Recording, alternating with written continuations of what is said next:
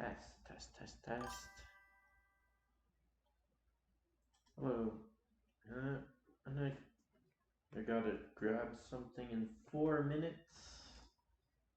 Yeah, so 1.5 hour. I can write that on screen.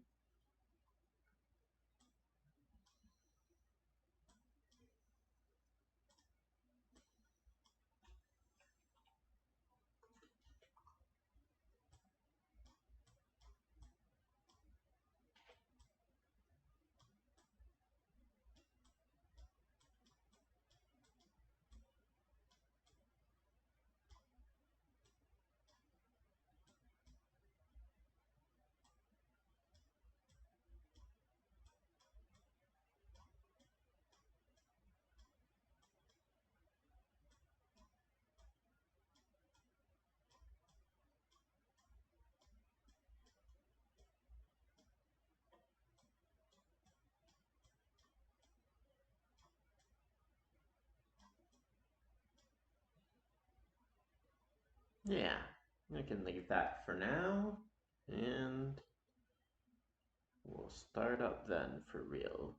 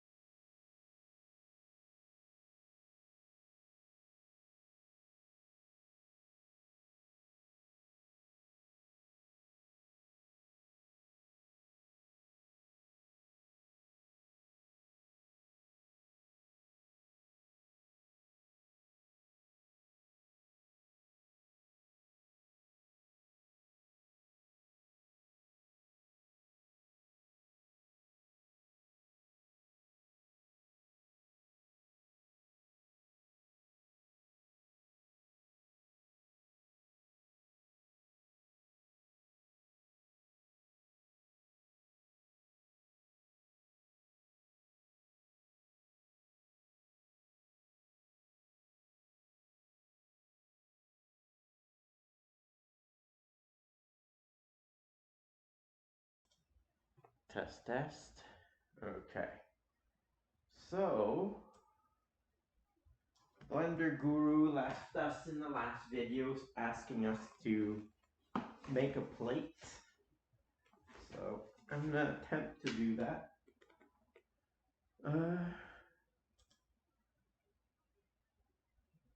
Start a new file.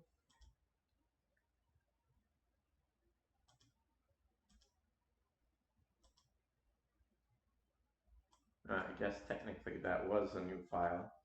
Okay, so Shift A, we're gonna bring in a circle. That circle does not have volume, so we'll put a face on it.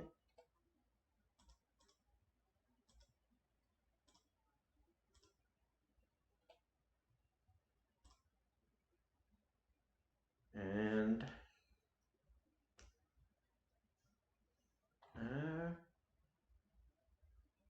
guess could put a bevel on the whole thing, or we could extrude it. Could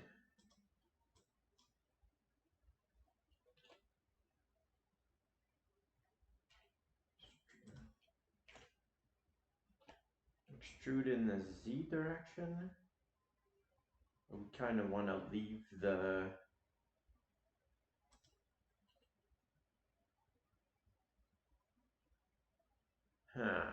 interesting.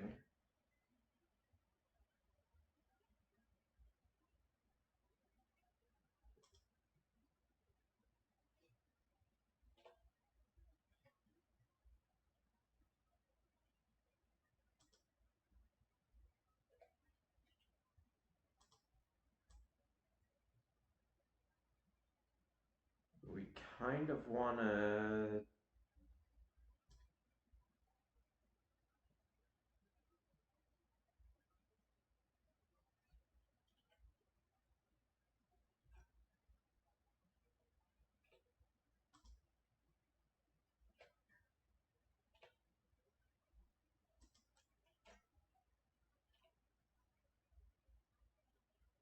weird.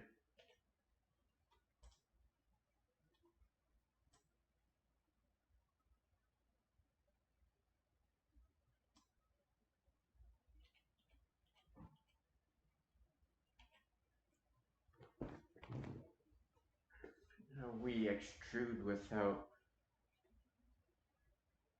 covering up the. I think there's a. Okay, you can extrude and then.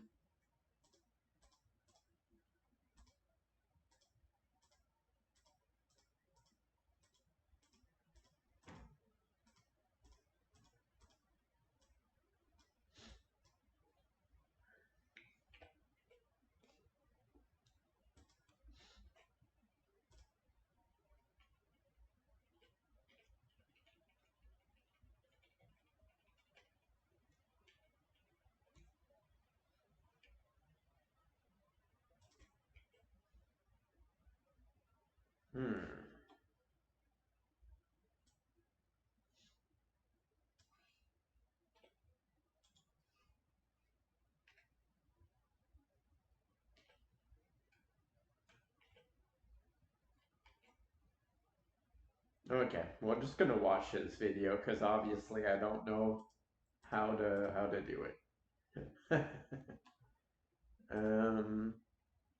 So go over to video 9, and we're going to bring you over there.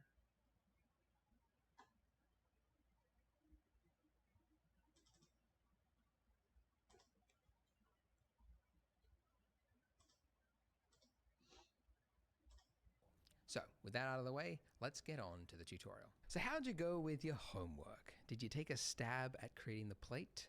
Did you do it, or did you wait for me to show you the answer? Hope you did.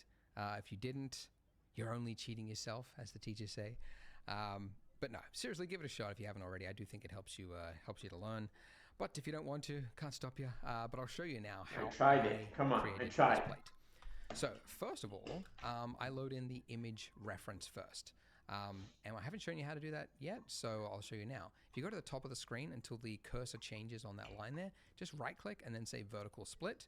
And then I now get 2 duplicate windows. This second window I can now make any other window type. So the one I'm looking for is image editor.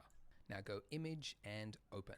So this is the image we're going to use. It's one from Polygon because it's actually one of our models. It's a real ceramic plate that we photo scanned, turned into a model. But I thought it's also just a really nice, simple modeling exercise for beginners. So why not model off of that? Okay, so Shift A, because you've got to start with something.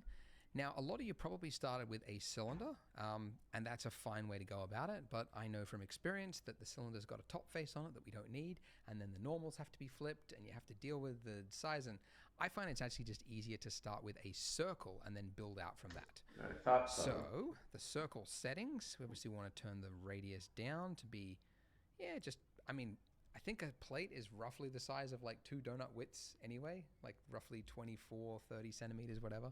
So anyway, a radius of around 12 centimeters. Now the vertices, that's the resolution of your mesh, right? Now, if you might remember when we did the donut, when we added the torus, I said it's good to start with a low poly mesh to begin with because it's easier to add detail than it is to try to take it away later. And that's true, and it's good advice for like organic flowy shapes. But in this case, I know that looking at the reference, it's got bevels, like tight bevels here and here. And it's going to be a lot easier to control that if I just use the bevel tool as we model. I thought I needed the bevel. A subsurf modifier later. Which is all to say that the resolution of the circle that we start with, I actually want to be the final representation. So essentially, this needs to be as round and high resolution as it needs to be so that I won't see any jaggedness in the final model.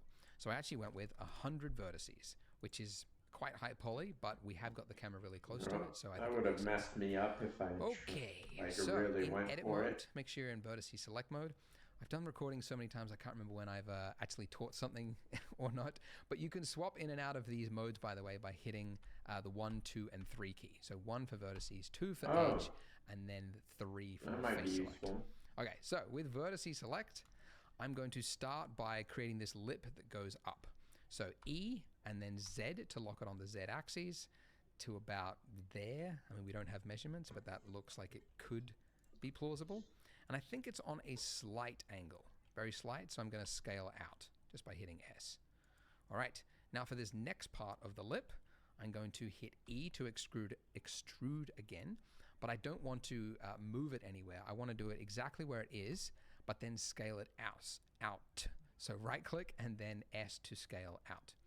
All right, and it's a good idea also to just zoom out and see in proportion to the plate, is that lip about the right size? I think it is. That's pretty good. And now I'm going to do another lip on the other side, just going up. So E, Z to about there. That's pretty good. And then S to scale out as well. Okay, awesome. Now, when you add in a circle, it doesn't come with a face by default. So if we go into wireframe mode, which also you can swap, sorry, not that mode, wireframe mode. You can swap in and out of these modes at the top here by holding down the Z key. So solid view and wireframe. I usually just quickly flip in between those like that. All right. So if I hold down Alt and click on this line, you can see there's no face in the middle because wherever there is a face is you can swap in and out of these modes at the top here by holding down the Z key. So solid view and wireframe. I usually just quickly flip in between those like that. All right. So if I hold down Alt and click on this line, you can see there's no face in the middle because wherever there is a face is there should be like this orange tint. So when I Alt click here, I don't see the orange tint, which means I had noticed that. F to create a face. Now we need some bevels. Okay, so we need a bevel that goes here, another one that goes here, and another one that goes here. So we did that when we added the sprinkle, and the hotkey for it is Control B. But I don't want to just create like the same bevel here and then do another one here and then another one here. I can do them all at the same time. So if I hit Alt and Shift and then clicked on these lines, if I did Control B now, I would get a bevel everywhere. But the problem is that I'm also getting the bevel on the lines that are going this way. Yeah. Right? Like these lines, which is not what I want. But it doesn't know that I don't want them there because those are edges that are also selected, right? This line that goes like that. So what you need to use is just a different tool. So instead of vertice select mode, I'm going to use edge select mode. And now when I hit alt click on that line and then shift alt click on this line, it's only selecting those edges and not the edges in between. Which means now when I do Control B to create that bevel, I'm getting the bevel just where I want it on those three edges. All right, now the tightness of that, it's pretty tight, but it does need to be a little bit higher poly. So I'm just scrolling up on my mouse to about there. That's good. And now solid view, great, pretty good. All right, getting there. Now we got a paper thin plate. We don't want that. So for thickness, I'm hoping most of you got this right, but it's our old trusty modifier, the solidify modifier that we used previously. Okay. It's too thick by default. I think I went with 0.004, like that. All right. And then because I want to do a bevel on this edge here, I can't do it unless this solidify modifier is applied. So drop down and then hit apply. And now in edit mode, I've got both of those edges. So again, holding down Alt and Shift Alt, click on those two edges, and now I'm going to do another bevel right here. Control B and pull it out. Now you'll see that it reaches a point where they start to overlap, and that's not good. I don't want that. I do actually want it to be a complete round form, like really like essentially that.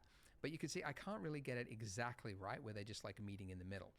So there's actually, when you're in certain states in Blender, you'll see at the bottom of your screen along, let me just do this, along this line here, you can see you've got a number of shortcuts that it lists. And one of them says C for clamp overlap. And currently it's listed as off. So if I, oh dear, let's cancel that. If when I hit Control B, whilst I'm in this state, if I hit C, it will turn clamp overlap on, which means it will only bevel and to the point that the edges touch, and then it will stop. And that is exactly what I want. So I'll just click to confirm. And now we have a plate. Okay. But when you're modeling something like this, we'll do this. He's told us enough that if I wait any longer, it's gonna leave my brain. So we'll go ahead and do that.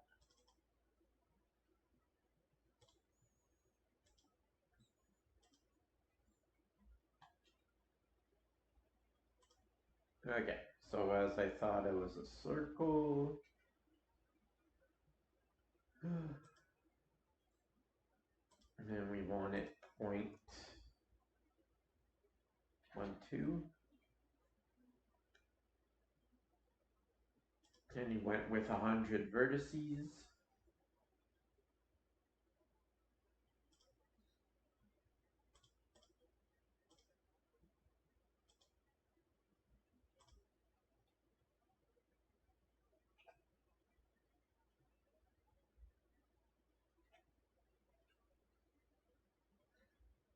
Oh, I see. Because I put a face on mine.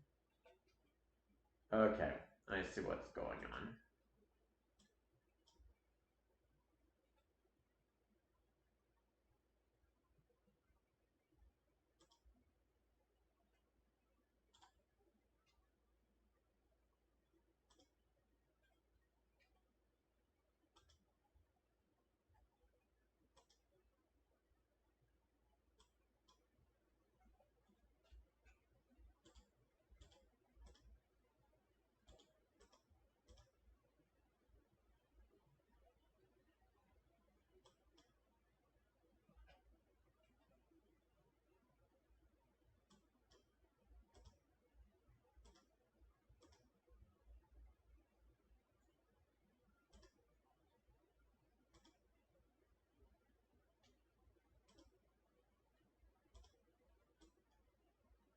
Okay, and then Control D for bevel.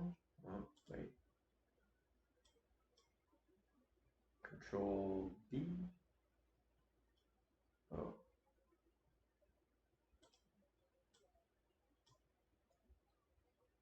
Oh, what the? Oh, yeah, I guess that doesn't. Oh, it's over here that I want to bevel now.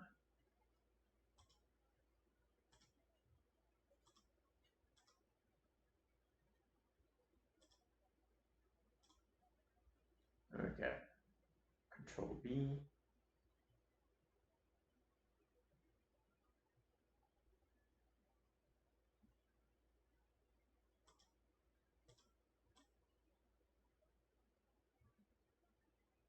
we'll do this again in our donuts. I just thought, you know, I'd practice first. And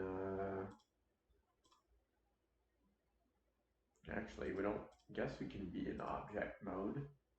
Go down here, add, solidify. I think his thickness, I think said 0.04.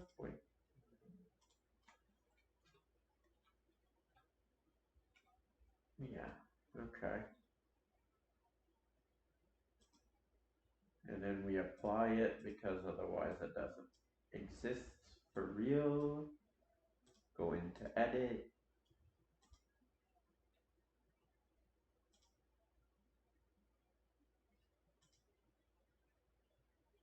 Control B.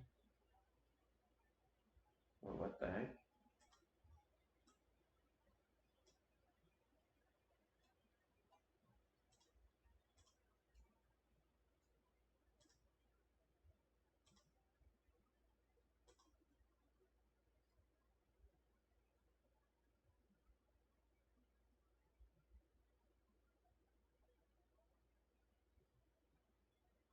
Okay.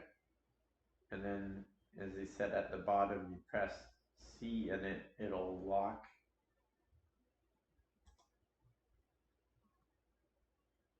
And then we'll continue watching his video, see where he goes from there.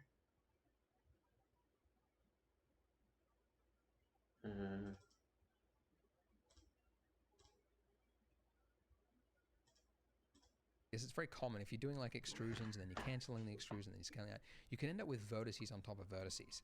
And in fact, when we did that bevel clamping thing, I think what it's done is it's got two edges and they've now merged the vertices in the middle, but it's sharing the same space. So whenever you've got two vertices in exactly the same space, you can have like artifacting that will occur later on. So after I model something like this, I just go into edit mode. I select everything by hitting A, and then I want to find all of those vertices that are accidentally in the wrong place, and then hit M, and then I want to say merge by distance. And now you can see on the bottom of my screen, look at that. It merged 300 vertices. I've modeled this plate a few times. Sometimes it deleted like 400 vertices. Usually it deletes 100. Evidently, when I was doing the extrusion and then canceling it, I think I maybe did it a few times. So we had like 3 rings essentially in the exact same place. So that's why you do that step, because if we didn't, then you would have that and you wouldn't know until you see artifacts later on. All right, but that's it. We now have a wonderful looking plate, and we can close that. Oh yeah, I should show you how to close the window. So when you are closing something, you can go here on this edge and you can right click and then say join areas. The other way is if you go to the top right hand corner of the screen, you get this little like targeting cursor, and then if you click and drag left or right, that will also merge. It's just that's how you used to create windows in Blender. You can also drag out from it and that will split the view. It's kind of an old habit of mine, but most people just prefer to, like, until the cursor changes, right click and then say that. But I still do that sometimes, and then I forget I'm doing a tutorial and I have to explain it. All right, so the plate, we want to make it smooth, so right click, shade smooth, and the reason we have flickering right here is the top of our plate is overlapping with the countertop. So we just need to move this up slightly so that it's not doing that. And if you actually go underneath your countertop, this is usually a very easy way to quickly make it so that it's touching. You just have a little bit of overlap, and then, then it looks plausible. Awesome. We have our plate. Now, if I move out here, you can see this big giant arrow thing. This is our camera, and it's just too big. The visualization of it is so big that I've got lines in the way, and I don't like it. It's actually a pretty good scale for a normal scene, which is, you know, usually tens or hundreds of meters, but we're so small that this camera is just too big. So in the camera tab, go to viewport display and then just turn down the size, right? And I'll go for, like 10% of what it was to about a 0.1. Okay, great. So what we want to do now is start laying out the scene. So first and foremost, I'm going to go into looking through my camera view, and I want to get the camera placement right. So hitting Shift tilde key to put me into fly view, and then just scrolling down so that you get really small movements. not that small, to scroll up a little bit, all right? And then I'm using Q and E to just change the height of the camera to be roughly where I want it. All right, so I'm gonna have a stack of donuts. So I'm gonna have like one here, one here, one here. So I'm just making room for that, essentially. I shouldn't use this annotation tool. It's being replaced in Blender. Like the new grease pencil is gonna be pretty amazing. But anyways, it's the old annotation tool. I switched from due dates to due dates. You made me go from weeks behind to weeks ahead of my deadlines. You see, I used to just stacking some donuts. So selecting the base donut and then shift selecting the icing. I'm going to duplicate that by shift D and then moving it up along the Z axis until they start to touch. Now there is actually some new snapping tools in Blender that is pretty handy, but from experience, having tried it for this, there's so many like little pieces of sprinkle and everything that you're going to have overlapping anyway, because Okay, so actually I kind of wonder here, could I export that instead of remaking it? Meh, it's not a big deal. I'm just gonna remake the plate in Blender.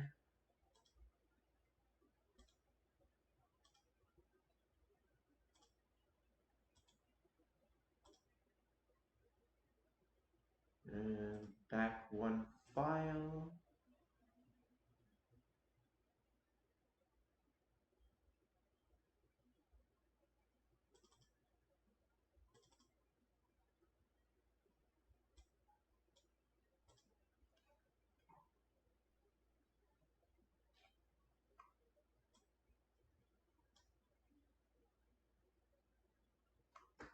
Okay, so bring in a. I kind of like the fact that before my circle wasn't like in the way, but anyway. I mean, my donuts weren't there. So we're gonna grab this. Oh, first we want 100 vertexes on this. Then we're gonna G, X, G, Y. I guess we're moving our donuts together. G, X,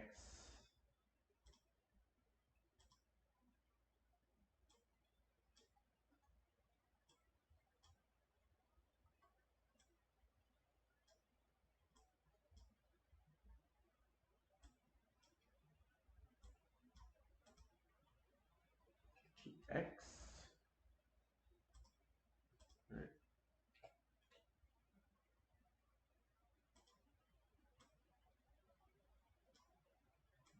That's about just about fits right, huh? Okay, from the top. Suppose I should have put my 3D cursor right in between them. Oh well.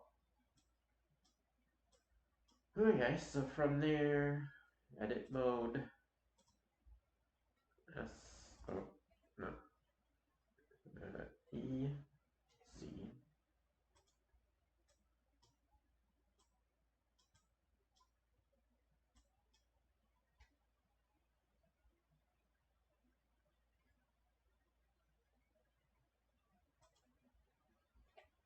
I'm gonna lower it a little bit.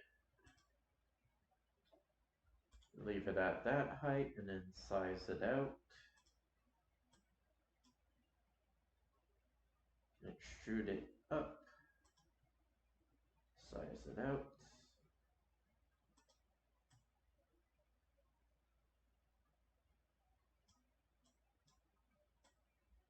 And then click the inside. Oh, Alt. Actually, I might as well swap to number 2. Alt and click. Click. Oh. Shift Alt and click. Not that one.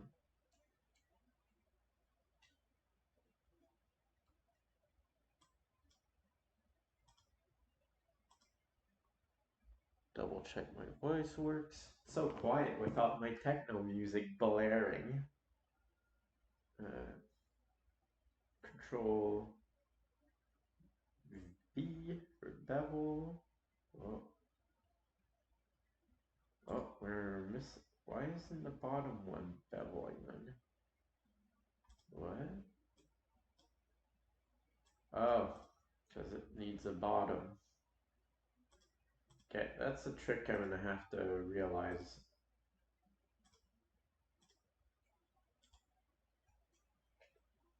Okay, so Alt. And put a face on it.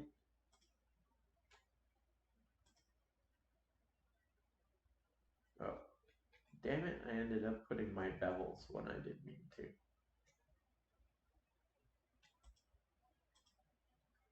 Face.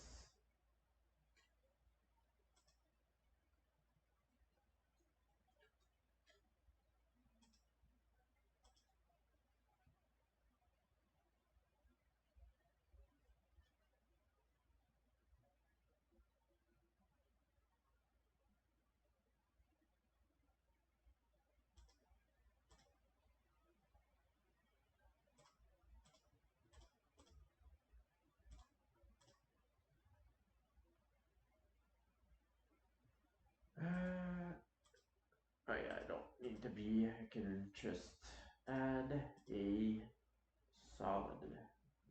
Solidify 0.004. Just make sure that makes sense. You know, I'll go 3.5. I want my plate to have a thinner edge or thinner thickness.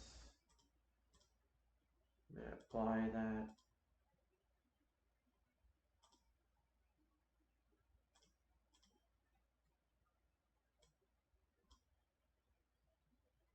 Click Alt, Shift and Alt, Control V,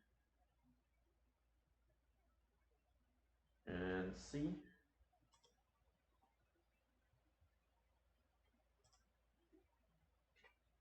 Grab all of them, and then what was it? Merge by distance. We got 200 vertices that got consolidated. Actually, let's see here. Our donuts are more on the table than our plates are, so we can probably raise the donuts a little bit.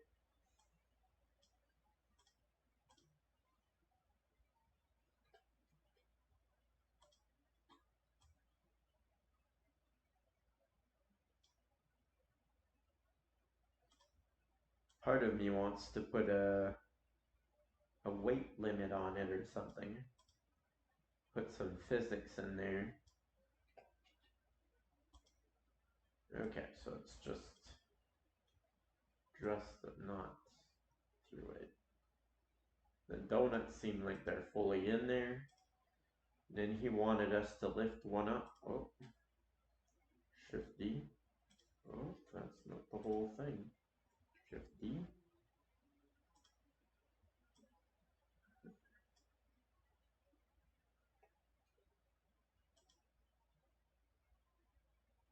Actually, what if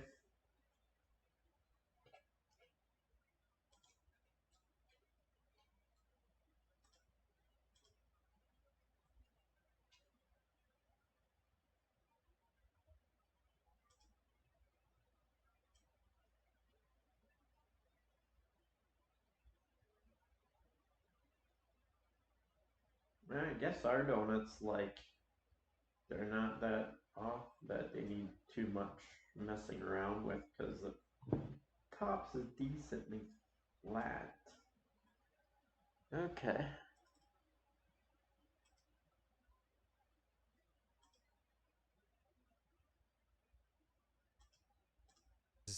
Donuts are quite spongy, so they would be, you know, it would be plausible that it would be like kind of squishing the sprinkle. So it's okay to have some clipping. So something like that is okay. Now I'm going to do another donut. So Shift D again, move it up along the Z axis to about there. And I want to make it an interesting stack, not just like a straight stack. So I'll move these around so that we've got kind of like an S shape, like that. All right, duplicate these again. So this is going to be a stack of 4, like so. And then this one, I'll pull back this way, rotate that, go down. All right, and pull it back a little bit. Okay, lovely. Now, looking from the camera, you can see a pattern that has emerged. So you can see this is the same as this, is the same as this. And the eye is very good at detecting patterns, so that's going to be a very big deal breaker for the viewer. They're going to notice that, and it's just going to make the picture look worse. So with each donut selected one by one, I'm going to hit R and then tap Z, and that's going to just rotate along the Z axis. But you can see if I just tap Z, that axis that I put it on a little bit, like just tilted it, it's now like reverse the tilt because I'm rotating along the Z. But what you can do is you can rotate it along its original axes by not tapping Z once, but twice. Okay, and you can see that the line has now changed a little bit because that's putting us now into the local Z axis. So the original rotation of that donut, it's the Z axis on that one, not the scene one. So yeah, that's the way I will do it. And I just want to rotate it until I get a different pattern. Okay, So local now I've got Z. these little wavy shapes. That's good. Now this one, I'm going to tap R and then Z and Z again. So it's the local axes. That's pretty good. And then this one, I'll do the same thing. R, Z, Z. And just move it a little bit that way. All right. And now it's a lot less predictable. Cool. And now the same thing for this one. So I'm going to do a stack of 3. So 4 and then 3 on this one. So Shift D, Z. And just coming in here. This isn't hard. This is just, it's just a little finicky, right? It would be good actually if you could use motion, sorry, not motion, like a simulation. Blender does have rigid body tools, but it's again, if we had more funding from some people, we could improve it because the rigid body tools are pretty janky. They don't work well for small objects and it's very fiddly to set up. But I've seen other tools, plugins that people have made for like Unreal Engine, where placing objects is actually a simulation. So you just draw across the plane and you could have like donuts just spawn in and like tumble on each other. And it just means that you don't have a lot of this finicky hand placing of stuff. But for a simple scene like this, I would probably hand place the donuts anyway because you can finesse it.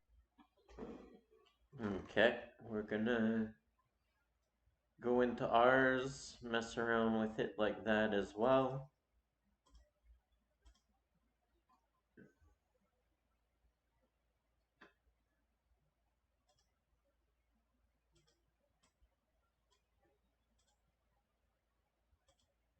I'm pretty sure this is the one yeah.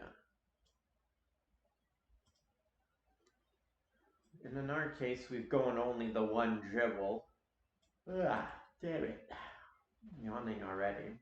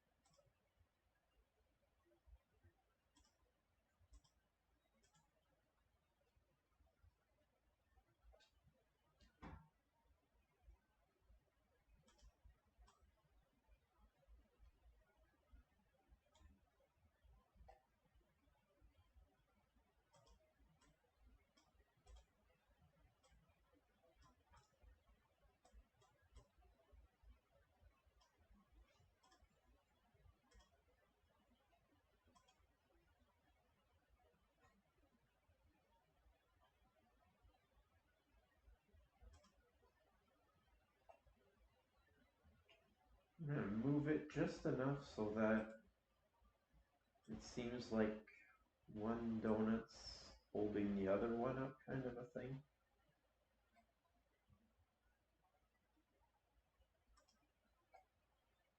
I don't know. It GX.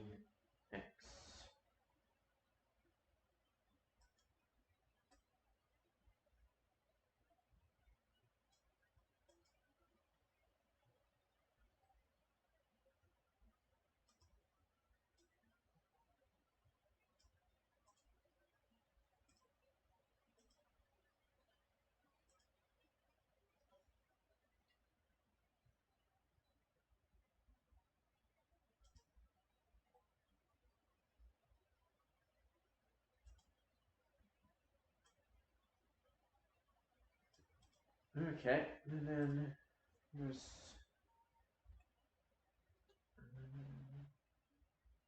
rotate ZZ.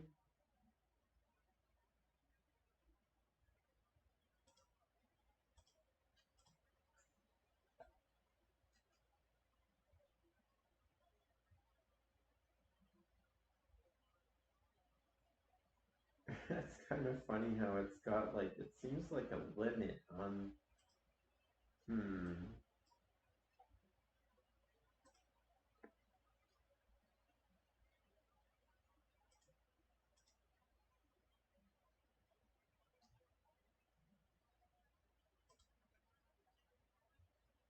why, ah, I thought I had grabbed both the donut and the icing, but I had it. Well, in our case, there's not much of a tilt, so it's hard to see the difference. Oh, we did tilt it, that's the thing.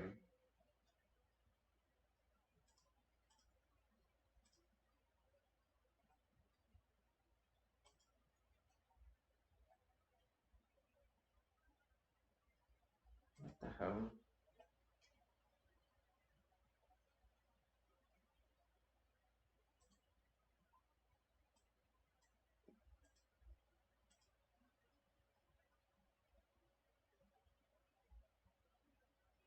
Oh, I see.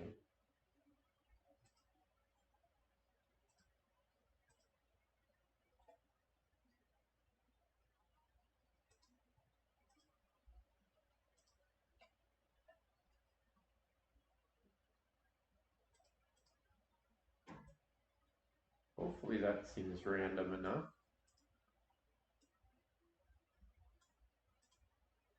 I keep wanting to be in this specific direction because to me that's front facing or whatever.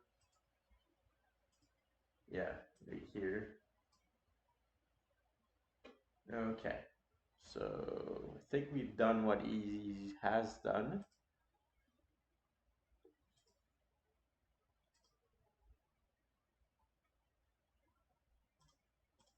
It a lot better than you would in a simulation anyway. All right, so just like before, try and make it look interesting as I can. Move this one closer. That's pretty good. And then, so that we don't have the repeating shapes, RZZ, like that. And that's pretty good actually. This one, it's a little bit further. Okay, I'll move that a little bit more. All right, there we go. Oh, did I not hit? Hang on. Did I? Z? Oh, okay. I thought maybe I didn't tap Z twice, but evidently I did. It's just, it's got this weird gap, which I kind of have to close now. Okay. Sorry if you can hear traffic. I am right next to a road. I thought, hey, I need an office. Why don't I get an office right next to a busy road with glass? But I'll be moving out of here soon. Planning to move country, if I can. I won't say where I'm moving to. No, I'm planning to move to the United States, actually. Looking to get a visa because I want to move to LA. LA, it's where all the other YouTubers are. And I don't know. Hopefully a year ago. Bad luck, every time I go buddy. there, I come back with like a bunch of ideas and yeah. So Bad I'm moving luck. if I can.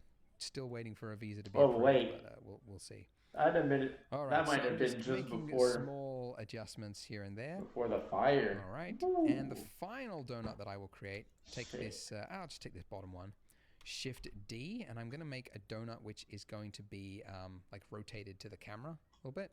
So yeah, let's move on one axis, set here, and it's just going to be like this. Because this is a much more readable shape that tells you exactly what it is. Because I mean, these stacks could make you believe that maybe it's bagels or like little mini cakes or something like that. So having this one rotated towards the camera makes it very clear that these are donuts. Eve to me is basically YouTube's training me right. well. Cool. Now, it wasn't supposed to be that we have round sprinkles on this side and then long sprinkles on this side. That's just because we were duplicating shapes. But because we've done this with geometry nodes, it's really simple to just swap it out to be something else. So this one here, I actually just want it to be the long sprinkles. So in your geometry node dropdown, click long sprinkles, and there we go. Just swapped it out. And now I can mix it up a bit. I can say this one here, I want to have round sprinkles. This one at the bottom, I don't want to have any sprinkles. So it's just a bare donut, because those do exist, right? This one, I'll say round sprinkles on there, and then I'll make this one long sprinkles. Yeah, and then maybe this one I'll delete it as well. So we get like 2 plain ones. That's pretty good. And there's a big gap here. I don't know why. How did that happen? What did I do wrong? Evidently I made a big gap. Well, it's probably By the way, here's a big, tip. long If you double tap, so if you just hit sprinkles R, that you're made in it like look tilt mode. But if you tap double R, so you tap R twice, it's now in trackball rotation mode, which depending on your view can be what you want. So I just go there, double tap R, and I just rotate it towards the camera a little bit. And pull it down. Maybe that's what I did. Maybe I lowered the bottom donuts and then the top ones didn't go with it. If you wanted to, you could actually parent the donuts to each other so that when you rotate or move one on the bottom, then it moves the one on the top. But I don't think it's really necessary, and it can be a little bit hard to work with as well. So yeah. Oh, they're now touching. I gotta move them apart. Yeah, something like that. Awesome. Now the countertop, I'm gonna scale this out until the edges of the countertop, like this edge that is here, and then this edge that are here, are just outside of the frame. Because our camera, I mean, we are going to add a camera animation so that it goes down, but we're not going to be like doing a 360 pan of the donut. So we're not going to be able to see the rest of the scene. So we don't need a kitchen countertop that stretches all out this way. It's just a waste of resources. So we're just going to literally just stop at the edges of where the camera can see. I used to think when I was starting 3D that that's like lazy, but now I'm like, no, that's like how you use your resources properly. Otherwise you end up doing stuff that nobody ever sees, which is actually a pretty common problem in the industry. People over-engineer models and things just in case the camera needs to be close, and then it never does, and then, yeah, anyway. Now I do want a backsplash for this, so I'm just going to duplicate the bottom plane here. So Shift D, pull it out to, you know, roughly there, and then I'm going to hit R and then X, so I'm rotating it along the X axis, and then just holding down Control to snap it to the nearest 5-degree increment. And in the top left-hand corner of my screen, I'm just looking for 90, and there it is. So I do a single click, I'll move this up like so, and now we have a backsplash. And the final thing we'll do before moving on to the next tutorial is create some different donut colors. Now you could actually do the same thing as we did for the sprinkles and create that random through color ramp option for this. The trouble I've found with doing it for the donut icings is that you can sometimes just end up with a bad batch where you've got like a string of like yellow donuts and you can't change it because there's no sample option for the random thing. So I find it's better if you haven't got enough objects to instead just manually set up the colors. And it also just allows you to finesse it as more of an artist. So a long way to say, we're going to create different materials for each of the different icings. So the one that's already there, we'll just call it pink icing. And now, so I definitely want that one to be pink, which means these ones that are directly behind it, I definitely want to be a different color. So I'm going to click the little number to make it a single user, and I'll call this one blue icing. And then the color, I'm going to make it a kind of an aqua-ish color. Let's go into material select. There we go. Okay. This one here, I'm going to make it a yellow icing. So clicking the little number next to it. There we go. Yellow icing. And then about there, that's good. And then this one at the top, Okay, so gotta get used to doing this. Okay. Now, before I forget, I'm gonna go over to mine. Do the same thing.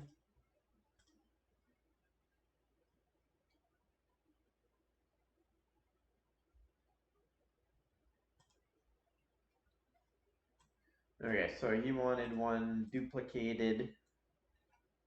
Actually, we might as well take one of the bottom ones. A lot easier.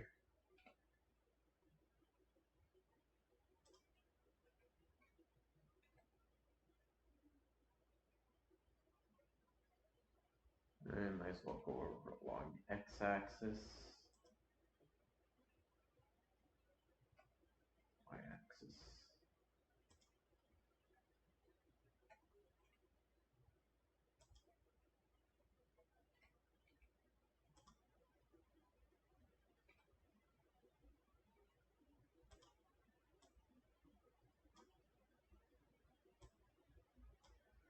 G, Y.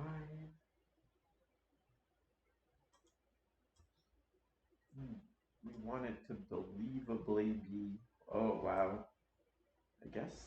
I wonder about my plate if it's smaller than his, or maybe my donuts are bigger.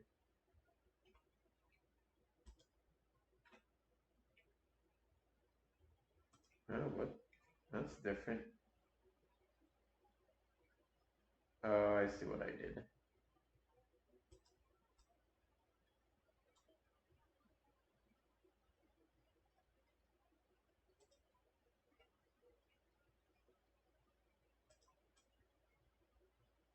That's a weird thing to think about, that he moved to LA. Actually, I don't even wonder if that's before or after the fires. Then we're seeing it definitely after, obviously after.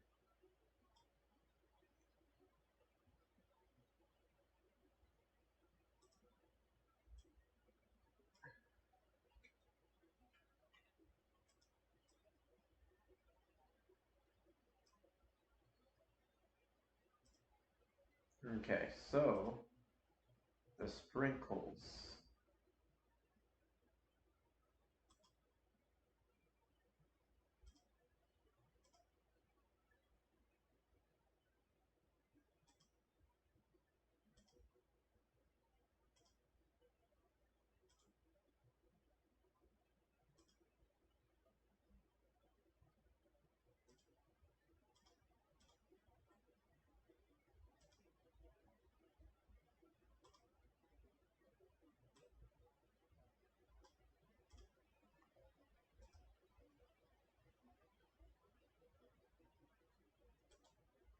Wonder if I could put both?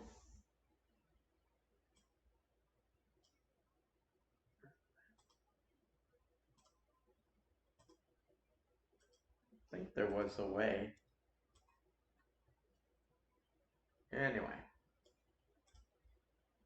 Then he went into materials, I think.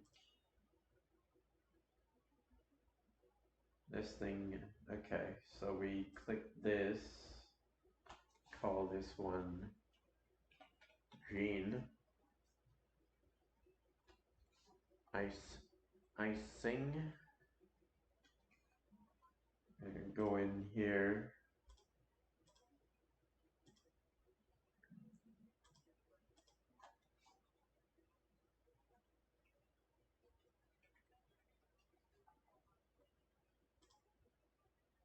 Go right in there like that. Yeah, that's right.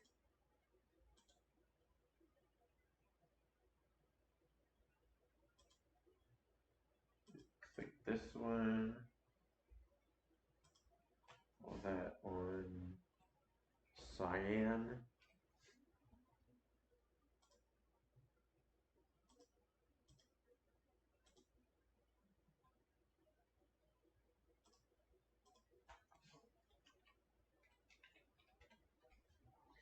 My favorite color.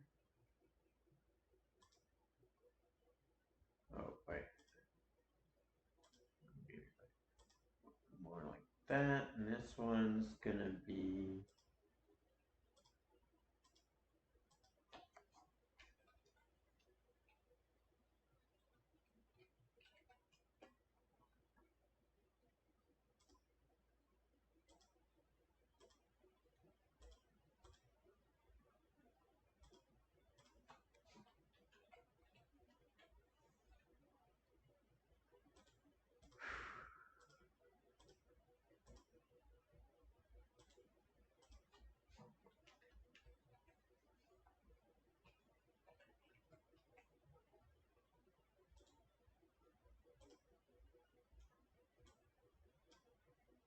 and we'll leave the last one the way it is. Shift D, move this on the y-axis till about half of it.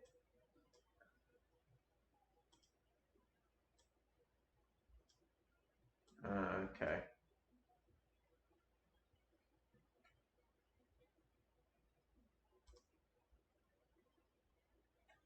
I use rotate what? Oh, I didn't say what axis. Rotate on the x-axis, 90 degrees. GZ.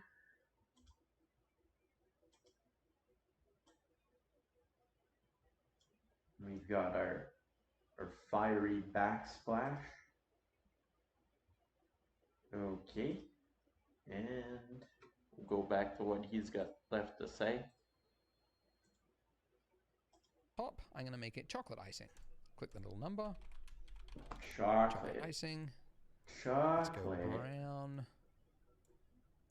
Okay, it's like a darker orange. It's like how saturated, how warm is chocolate. I mean, I guess you could have like a really desaturated chocolate that's just very dark. But I think it's the more saturated, it kind of looks like milk chocolate, like the kind of delicious, not the really super dark stuff, which I do actually like as an adult. Hated it as a kid, but now, I don't know, normal chocolate is just way too sweet. Okay, that. Now the top one, I'll make that one pink. Yeah, that's fine. And then this one, I'll just make it blue icing. And then this one, I'll make it yellow icing. Oh, wait, now I've got it's blue and yellow and yellow. That's not good. So this bottom one, no, the middle one. Yeah, yep, middle one, I'll make it chocolate. Bottom one, I'll make it blue. Just trying to get like a nice, now I've got pink and pink next to each other. All right, maybe this one will be yellow as well. That's too yellow. All right, maybe the bottom one can be pink. There we go. That's better. All right. So I don't have any like, it now looks more natural, which is just more random, I guess. No, less random because I'm like manually finessing it myself. So it's less random, but it looks more random in a way. Anyway, finally, it's less before random, we but it let's looks start more labeling our objects. So first of all, I want to make sure that my plate is makes me inside think of my of the collection. So I will now call this plate. This bottom one, I will call it, let's call it counter. And then this back one, I'll call the it iPad backsplash. came out. Is that the technology? Backsplash. Awesome. Yeah, people were complaining that done their it. song weren't We do need randomized, to but give they material to were our plate as well. very Can't just have random. it as a default material or else it'll look terrible. So, new material. And the first thing I want to do is adjust the roughness and make it look kind of, shiny like the ceramic plate. Let me just load that up actually one more time. There we go. Use that as my reference. So it's somewhat shiny. And then also I want to give a subsurface because ceramic does actually have a little bit of that that creamy bleed through of the light. So I'll turn my weight up to 1, radius all set to 1, and then the scale 0.001. So a very small amount of subsurface scattering, and it'll just help it a little bit. The color I'll also turn down it to make it a little bit not so white, and then I'll make it slightly yellow, a little bit yellowy, creamy color, just like over there. If you want, also, you can buy the plate. It's just not a free model, but it will add realism to your scene. If you want to have a plate that is actually real and photo scanned and it's got all these little speckled little things and divots across it, if you want. It is optional. All right. So that is it, guys. Join me in the next part and we're going to get into lighting. I'll see you there. Sorry to ruin your groove. Isn't that...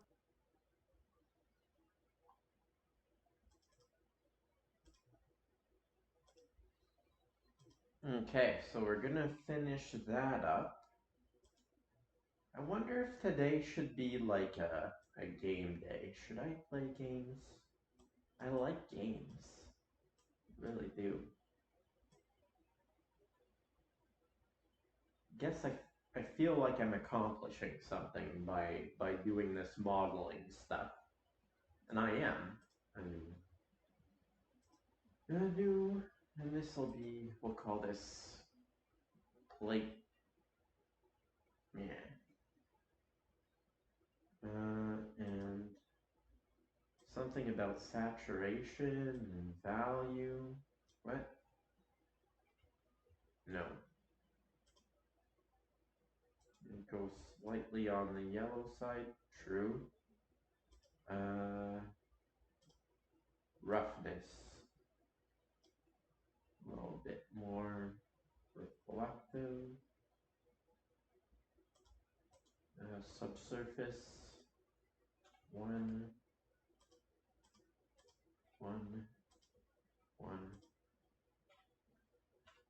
And said 0.01 here.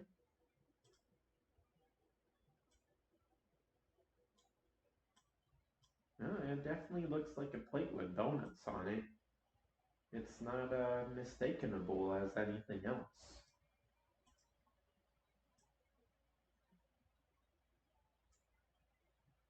Okay, and he's gonna talk about lighting, huh?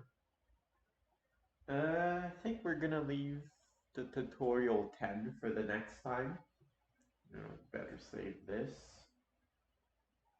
Some good progress has been made. I'm gonna go back to my hummingbird. Definitely. Oh, there we go. Documents. Am I in the right place? Doesn't look like it. Hummingbird. Okay, we're gonna keep working on this. Got, it's definitely some golden leaves, huh? Or feathers, I mean. Wonder, should give them a little bit more folds in there. Definitely see where they're, well, I guess that's where feathers will cover where the feathers go into the skin. I wonder if you took, I suppose a farmer would really have seen or would know how feathers look when they're stuck in a bird, like a chicken. All those thousands of feathers covering our hummingbirds. I suppose eyes. Gotta figure out why that's happening with the text or with the vertex paint or weight paint is what I mean. What is the difference between the vertex paint and the weight paint? I gotta check that out. We'll try to fix his eyes, especially maybe the feathers are almost the way I want. Maybe we can tilt them in a little bit. Maybe change the color a little bit, and then we'll fill in the wings. But I'll take a quick break here.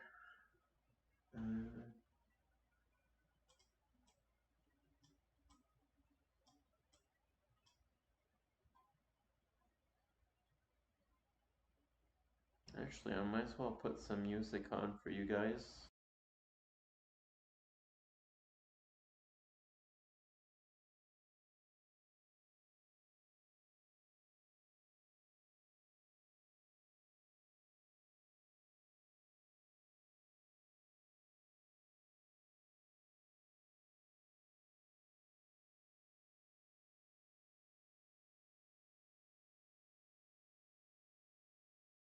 Choosing where to use Old Spice.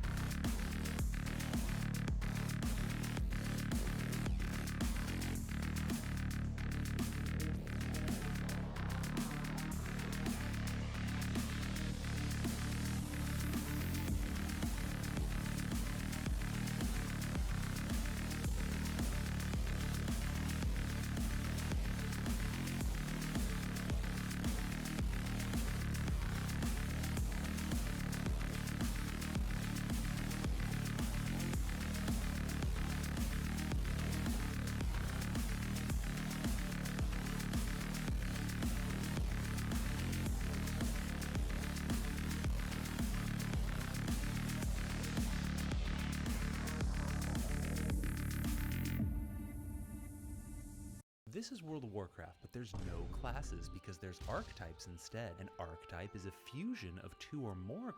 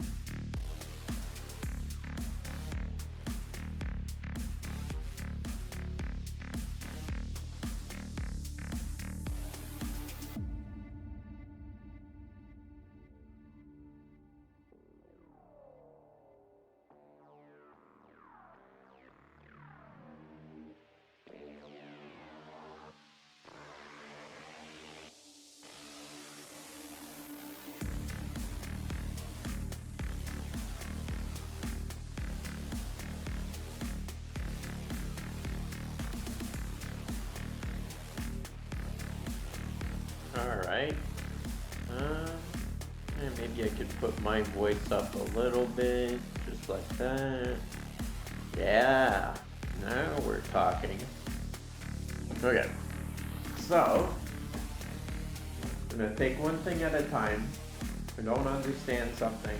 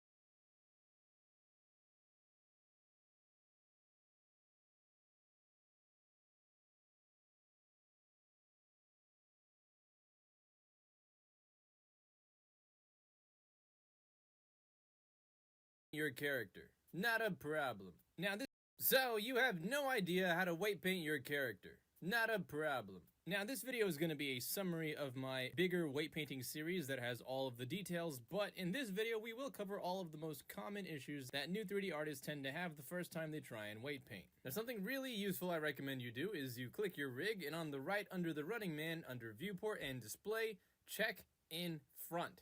This will allow you to see your bones through your mesh, and then change bone type to stick, which will make the bones a lot less cluttered. Now there is an automatic weight paint feature built directly into Blender that you can use by clicking your mesh, shift clicking the rig, Control P, and with automatic weights. And now it's not going to be perfect, but it's a pretty good starting point. And from this we can manually fix all the details by clicking the rig, shift clicking the body, go to weight paint mode, and on the right under tool, down under symmetry, make sure that mirror X is checked. This will allow us to mirror all of our work from one side to the other automatically. Now if you hold Alt and left click, you will be able to pick a bone and left click again to start weight painting it. But you will notice that this paint doesn't go through the entire object. In order to fix this, you can go on the right under brush settings and down under advanced turn off front faces only, and under fall off, change the brush type from sphere to project. And now when we left click, it will paint through the entire object. Okay. So now personally, whenever I see an area that is just flat out wrong, I just do a very rough approach with the paintbrush settings, strength and weight to 1, and just cover the whole thing red. Then I go to the bone next to it and do the same thing.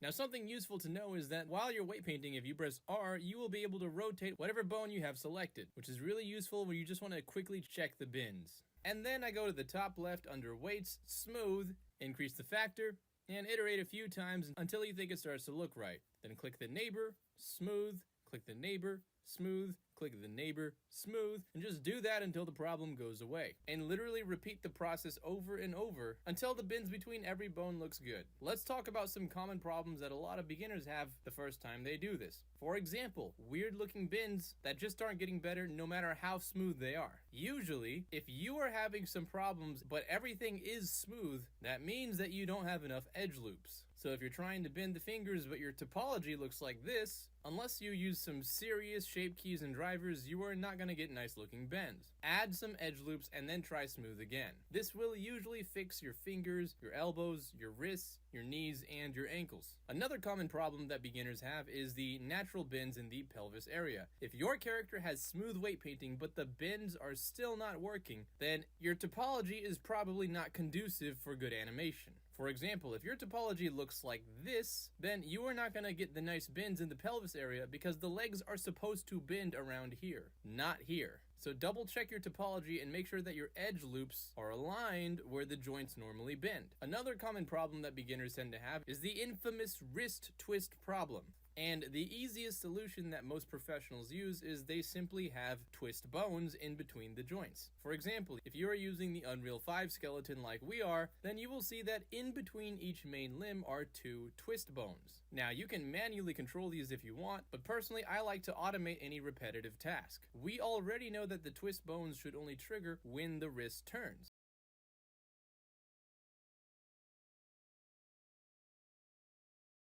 For example, if you are using the Unreal 5 skeleton like we are, then you will see that in between each main limb are 2 twist bones. Now you can manually control these if you want, but personally I like to automate any repetitive task. We already know that the twist bones should only trigger when the wrist turns, and they should do so in relation to the distance they are from the wrist. So the closest one should be twisting at around 66% of the wrist, and the farthest one should be twisting at around 33% of the wrist. So if we go to pose mode, add a rotation constraint, set the target to the rig, set the bone to the wrist, and we want it to follow the y-axis using the offset legacy and local space for both. We just set this first one to 66, the second one to 33, and bam! Now you can see that every time the wrist twists, these rotation constraints will automatically follow it and do their job. Now if you do all this stuff correctly and you're still having some weird looking deformations, there is a last resort.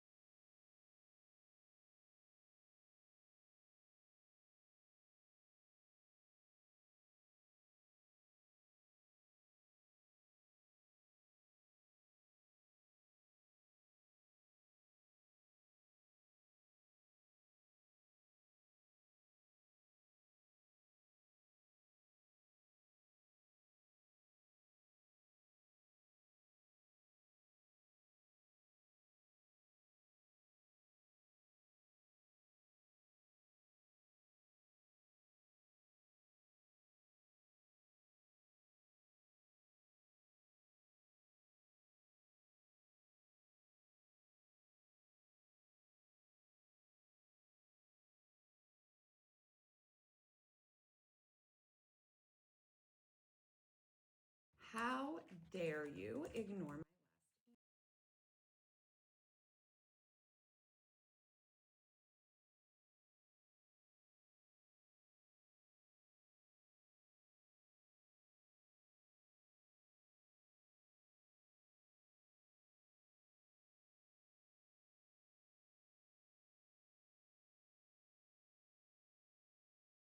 on how to distribute.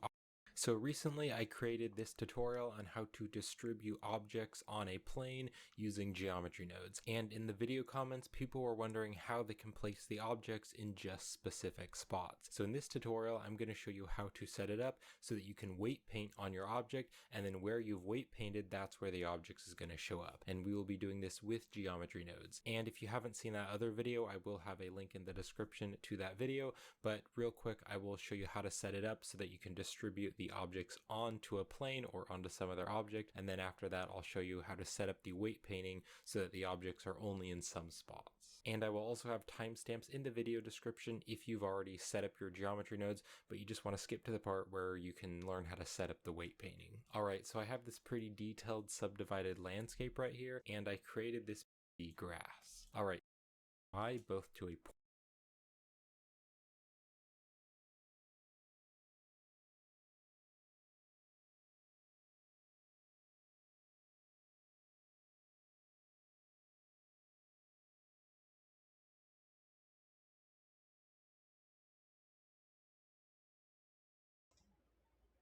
Oh, great. I was muted that whole time. Interesting.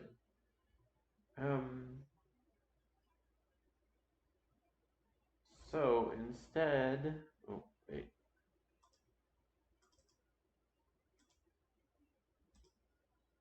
So I think we're gonna repaint, I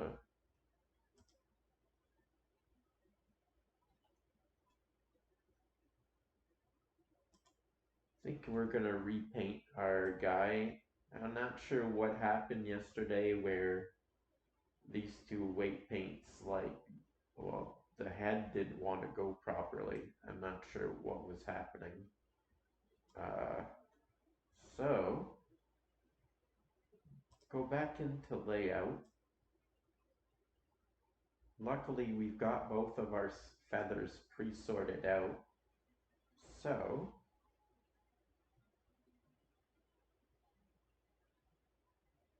let me click.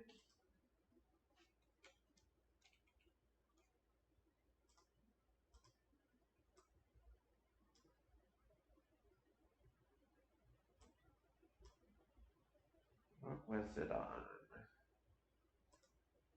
It's not materials. Oh, it's gonna show up instantly when we get to it, whatever it is. Wait, maybe not. Geometry.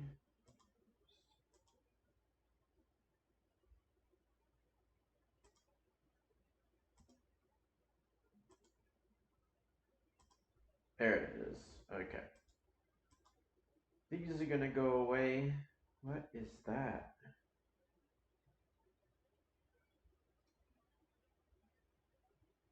Huh.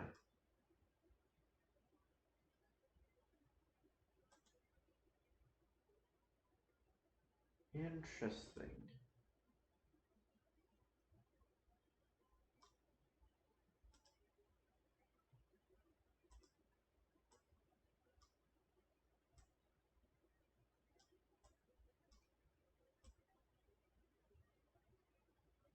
Oh, this is just the radius here. And the strength. Where's our color?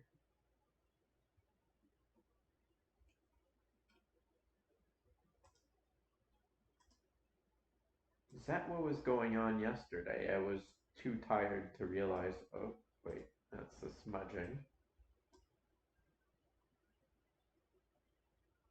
That'd be hilarious if I was on smudging the whole... No, I'm pretty sure I wasn't.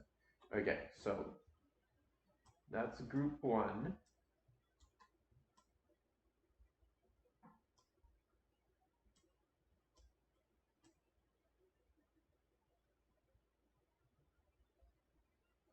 That's applying very nicely.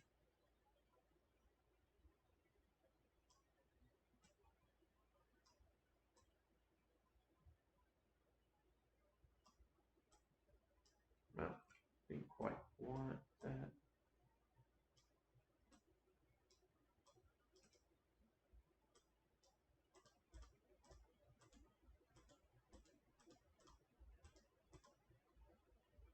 right like that. Maybe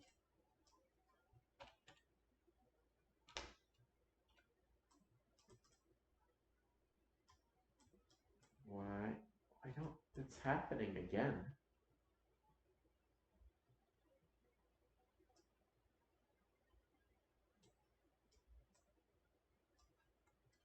How strange.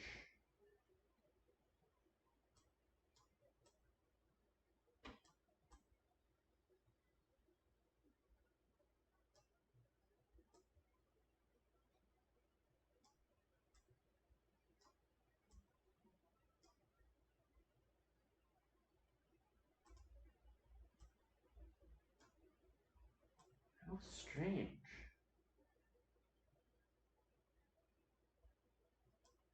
Okay, no, I'm gonna research this and come back.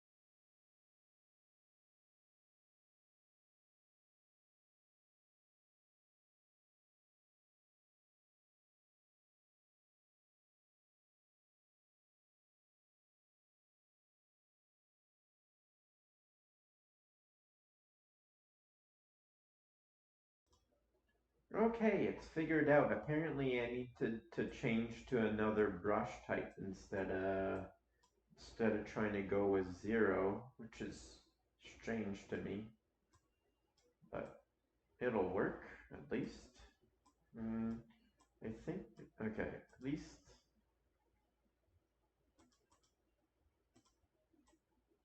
Should go up to here. I want to make sure we're not getting anything. We're not getting a mix of feather types, is the thing.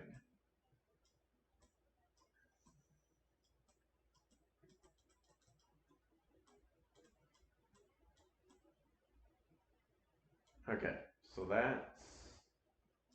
it's gonna be body. We're gonna go into our geometry nodes. Oh, that's not the thing.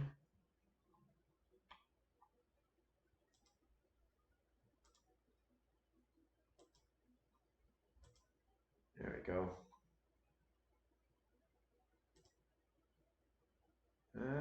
I guess we could fix something while I'm here. Actually, we might have messed things up for it a little bit, huh? By doing that.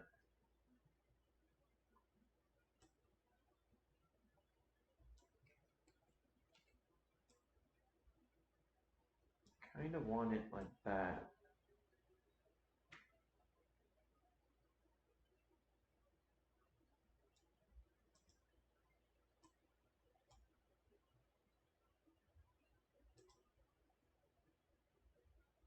Oh, they're all turning that same way now.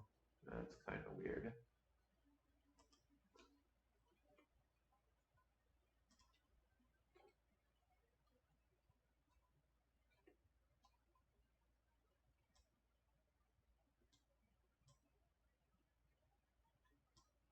I think I might want a few more.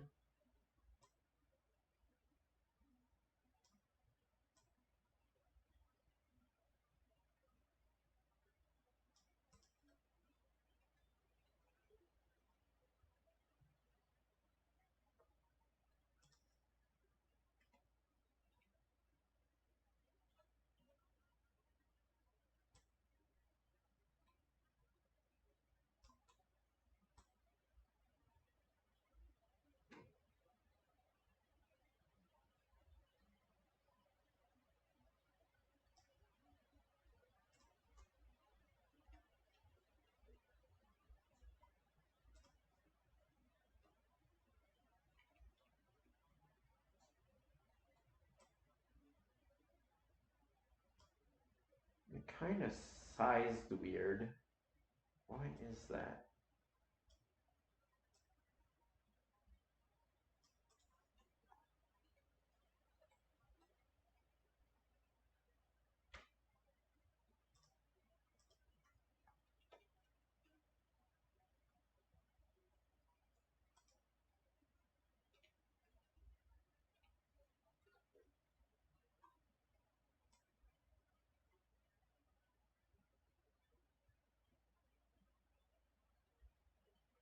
I think we can tilt them more.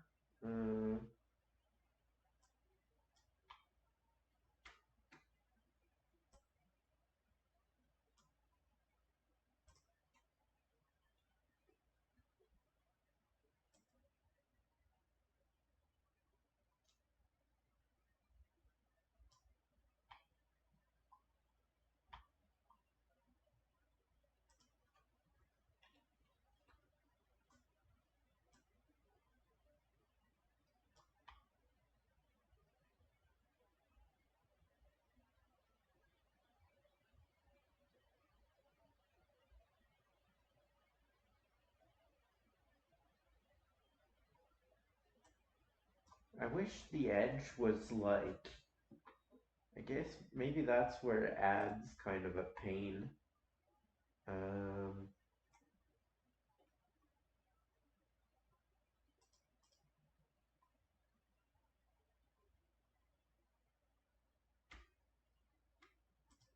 about this?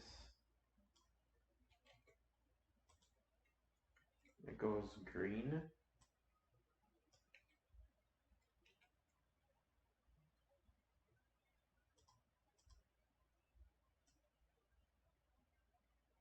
I want a seed where there's none on the neck like that. I don't want it to be mixing. Why is it like mixing like that? Oh my god, I'm going crazy.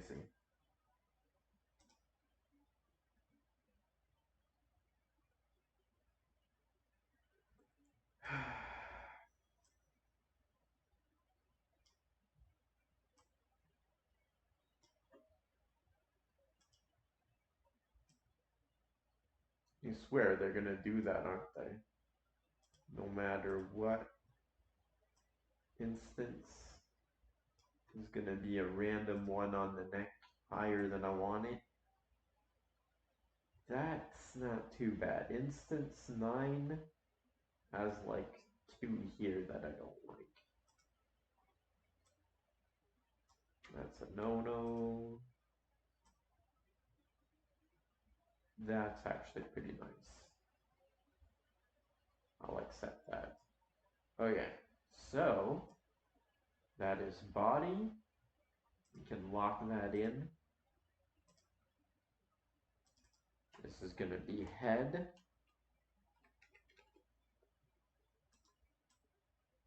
Okay. So here, and it's set to brush. I noticed this now. It's not set to a specific brush. Whatever.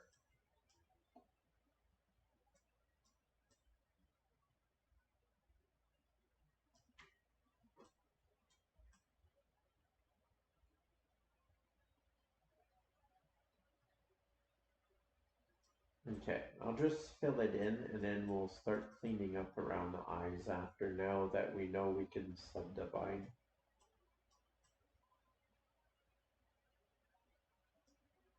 Or subtract, I mean. I'll put some music on again, viewing we solved it.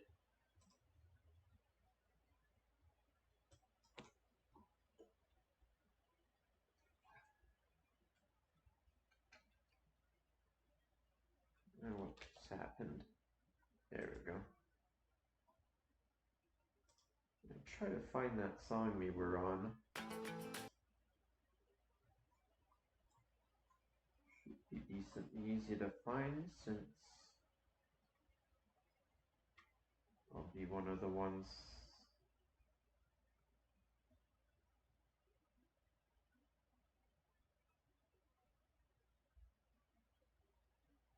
Actually, maybe it won't be that easy at all.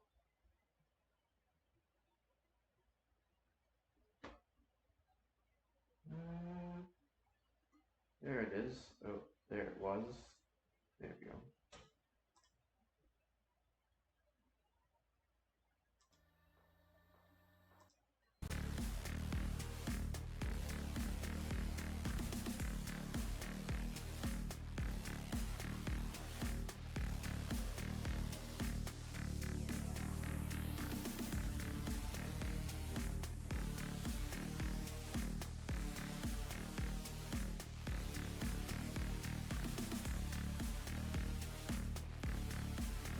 Okay.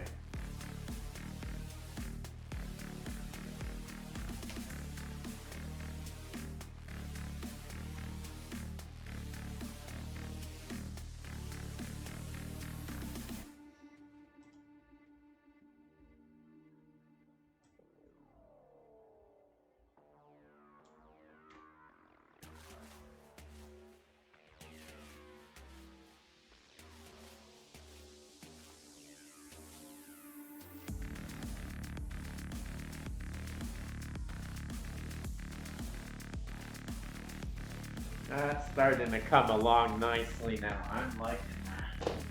Okay. So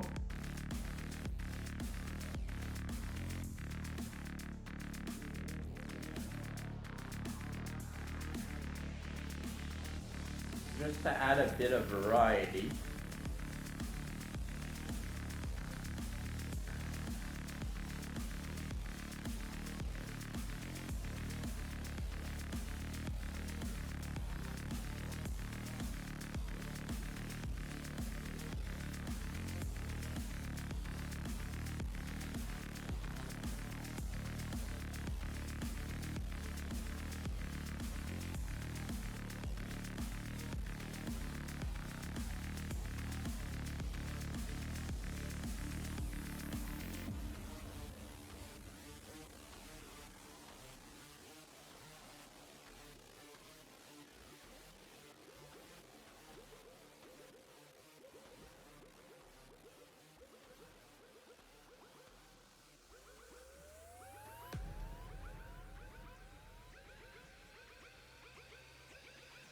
You know,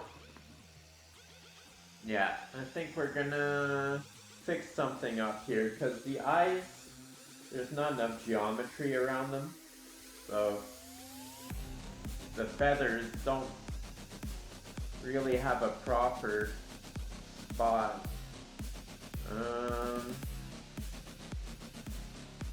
Could just stop the instance for a minute so we can see what we're doing. Actually, where would we...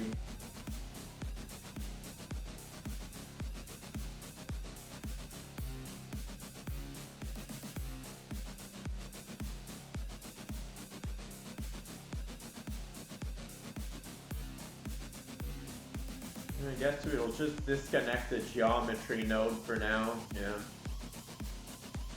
I hope that doesn't mess things up too much. Come on, get out of there, you ass. Okay.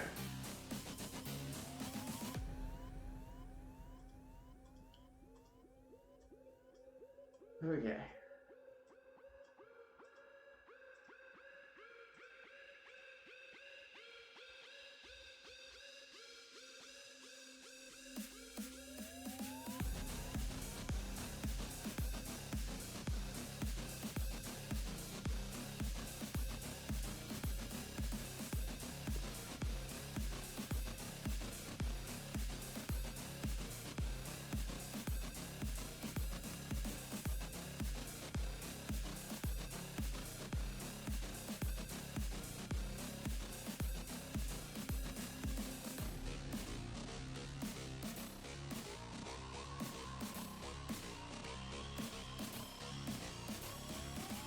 We want to specify that a little bit better.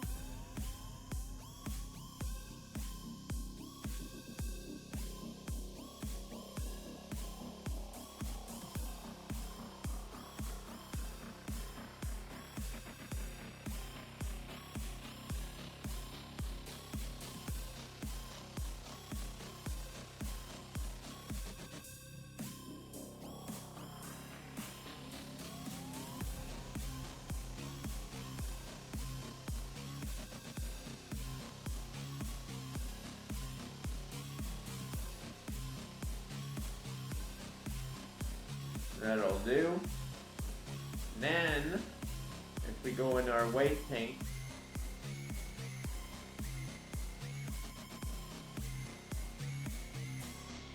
gonna adjust this a lot better. We're gonna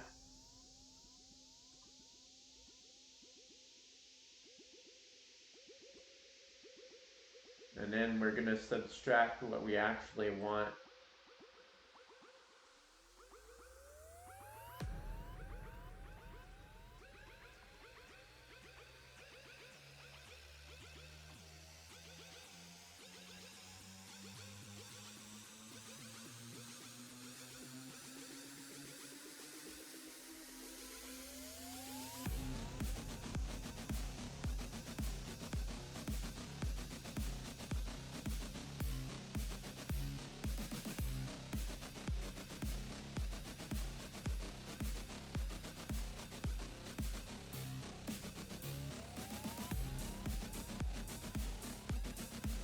Okay.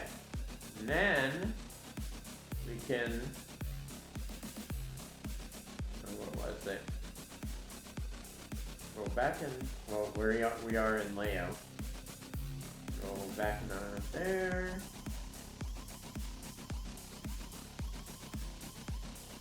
Take our geometry node and hook it back up.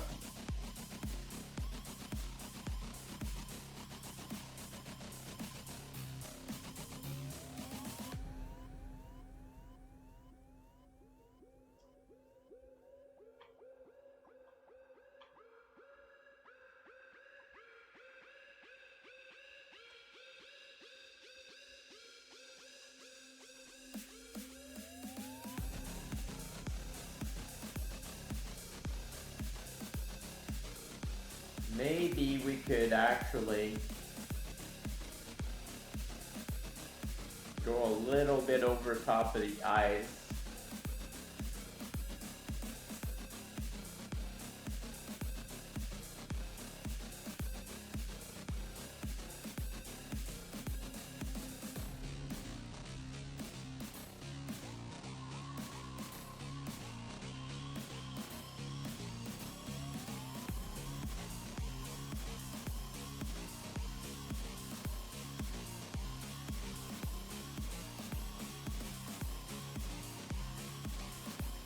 That's a bit too much, isn't it?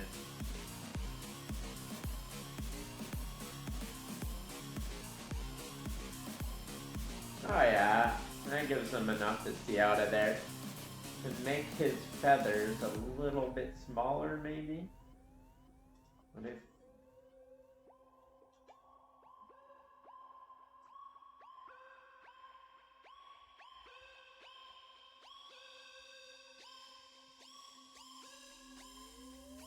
That was a fifth.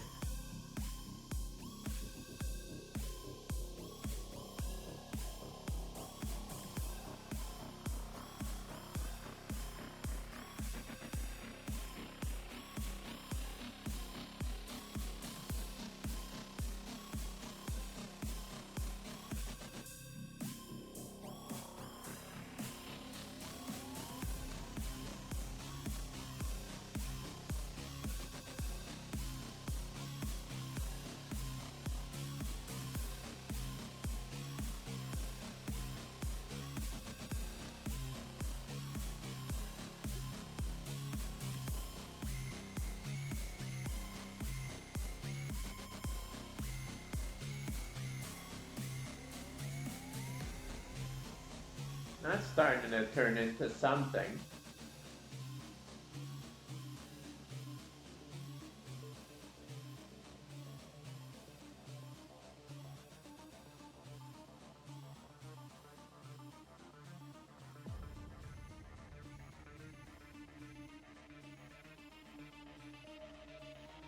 I wonder if I can... No, I won't just import, huh?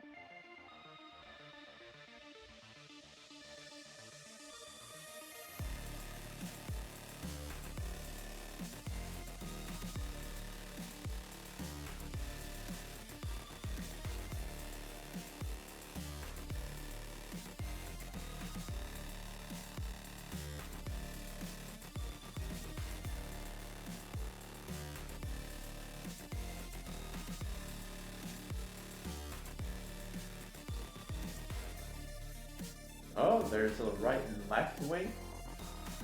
Oh shit. Okay.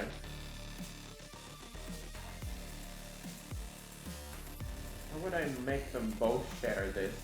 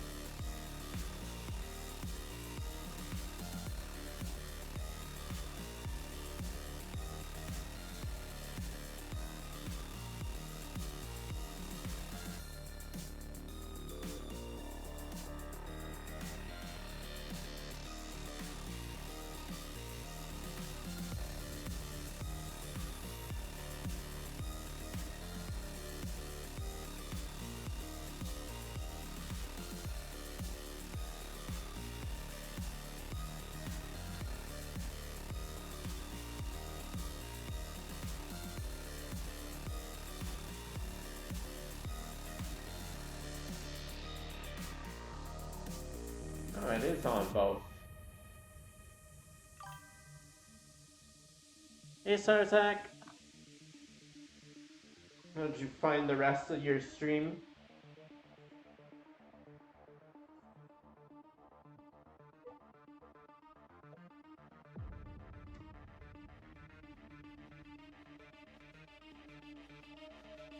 Okay, thank you. Have a good rest.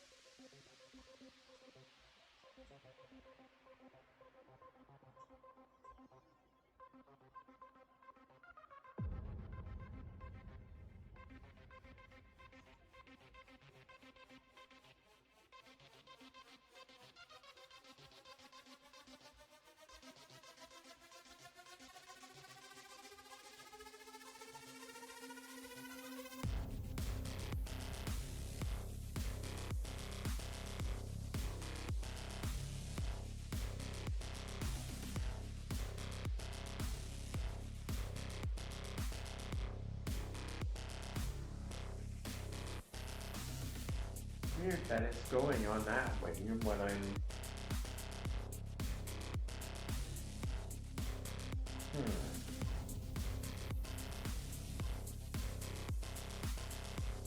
Wait, what? Oh.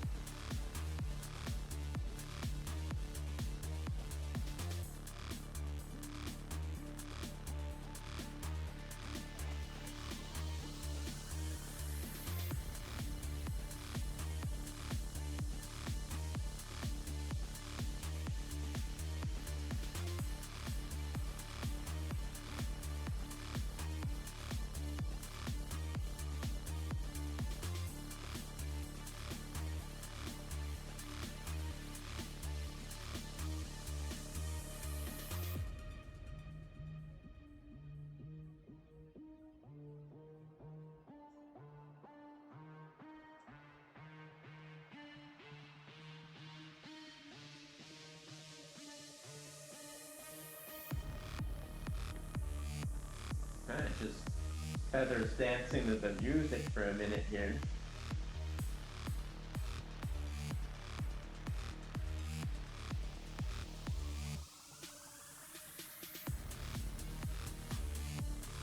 Oh man, imagine if I could just Python that in, just have my feathers dancing.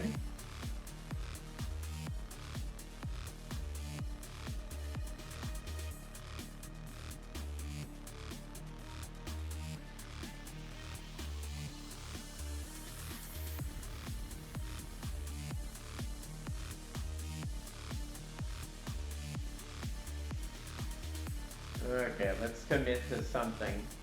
21. Put this on 22. 7. 7.5.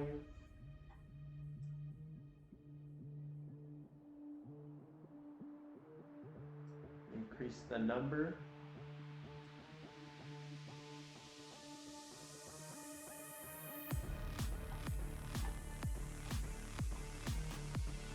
Nah.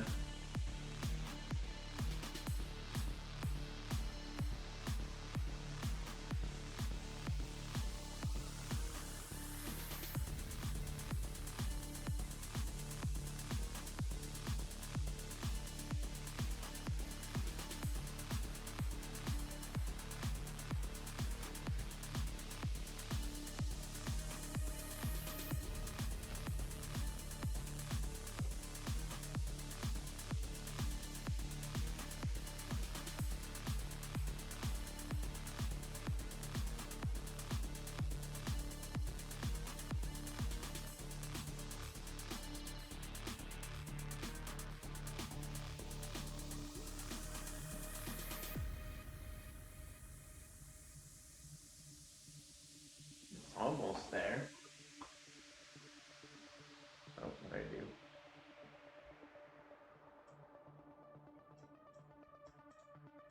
Ah, there it is.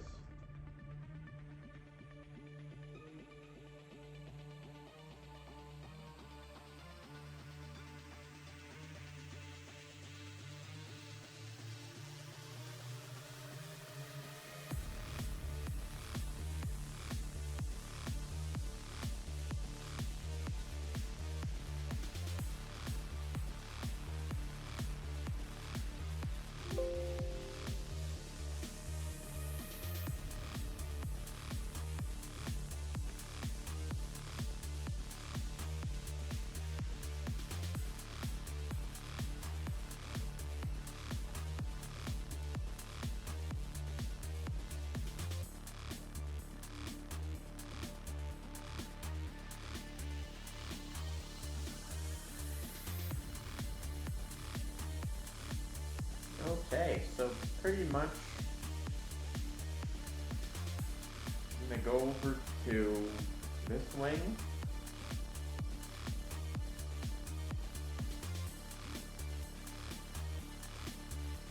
And it seems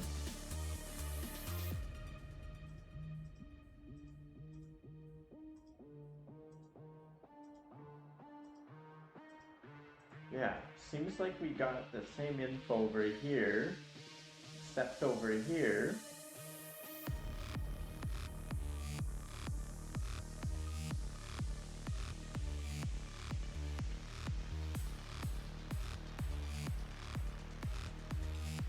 Oh, okay. What the heck?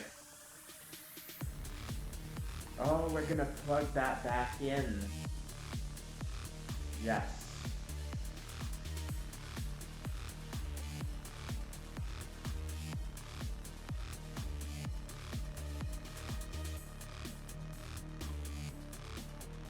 Can I not do that?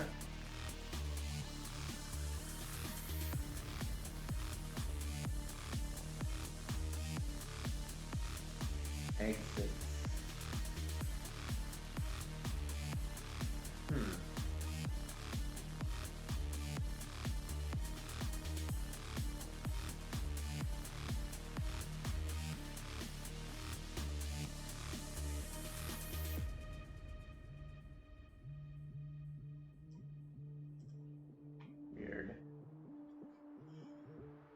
What if...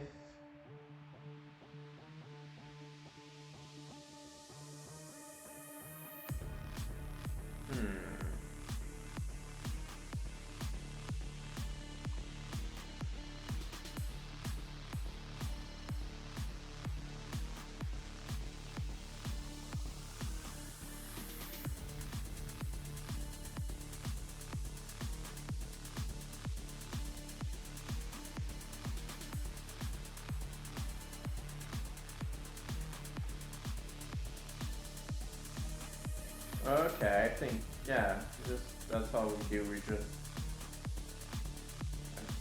basically brought it over to a new file.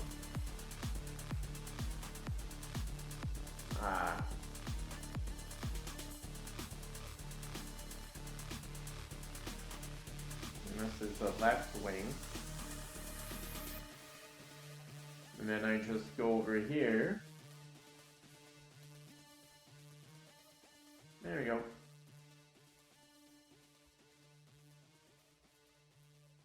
Except the values are different.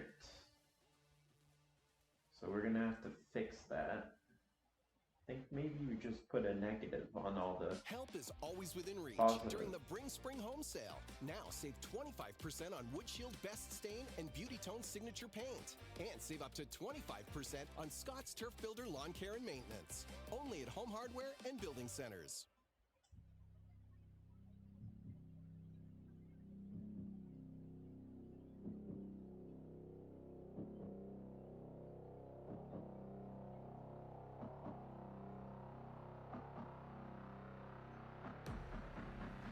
Oh, I'm getting excited, guys. We're gonna have to fix this wing, but after that, what about 15 here? 17 here. And then we put 0. 0. Okay.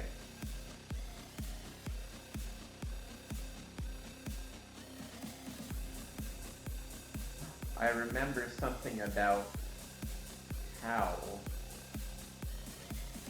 Alright, we're gonna go back to the body.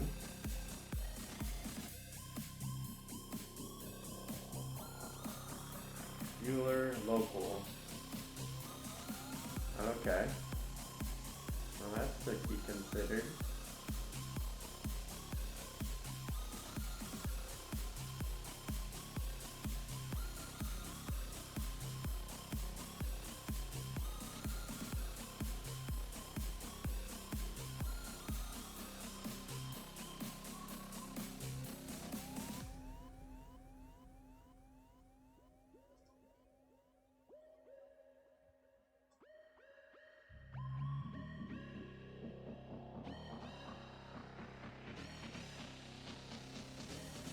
And 6.5. That's not a bad pattern.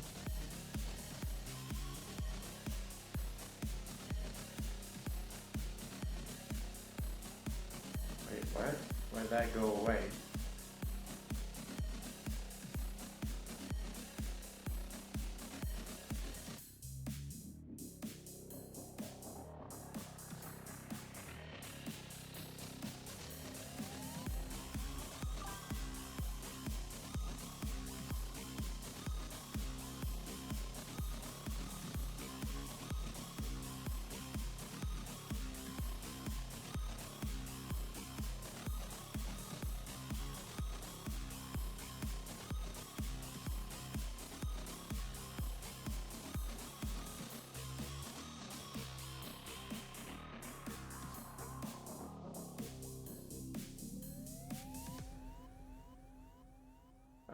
That's...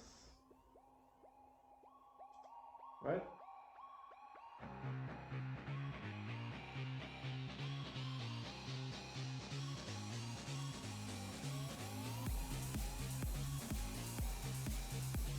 Why is it only working when I'm in it? That's strange.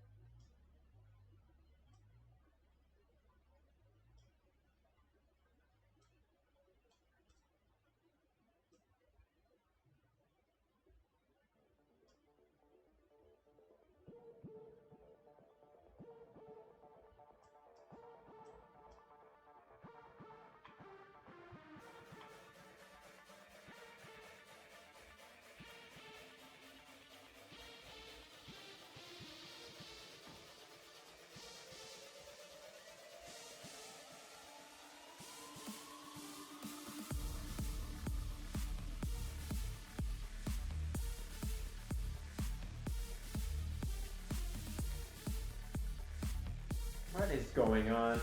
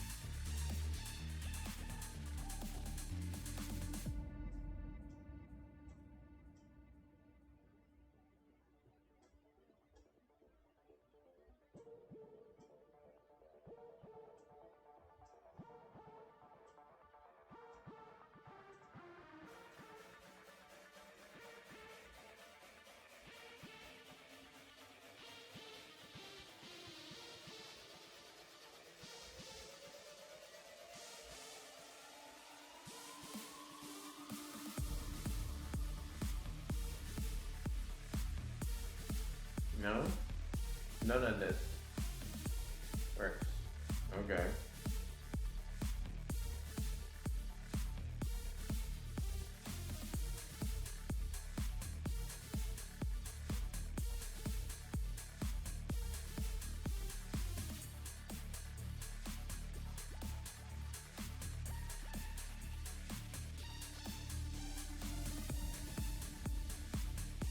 Can I not somehow match over it with... Okay, wait a second. No.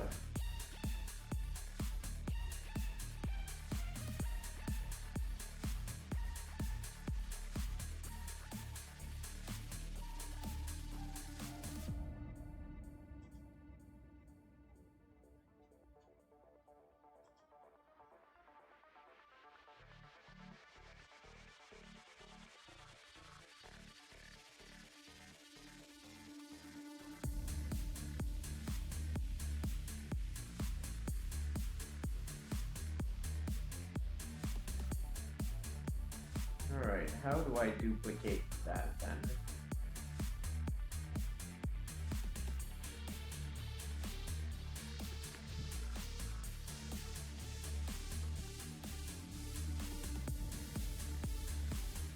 Maybe it's a negative.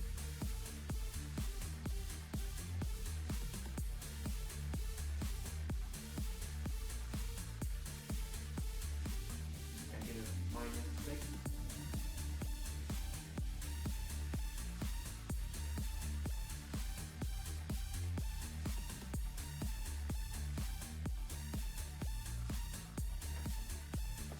No, it's not. What is it? You jerks. Why aren't you giving me all the answers that I've ever wanted? For no cost whatsoever. Okay, what's the max?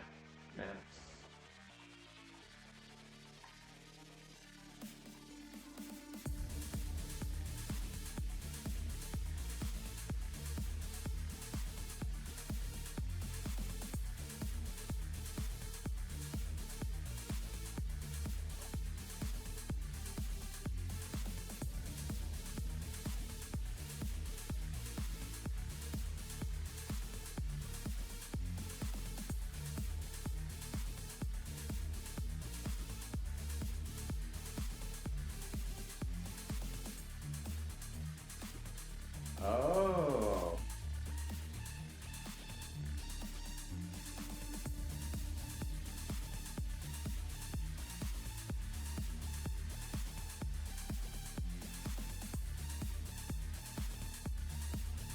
Is that broken before?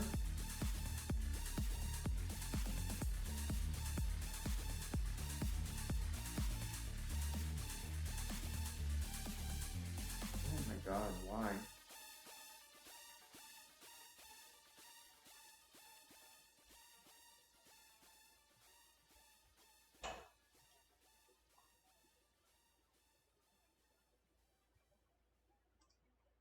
With a CIBC advisor, you get a plan that meets your evolving needs. My husband and I worked with ours.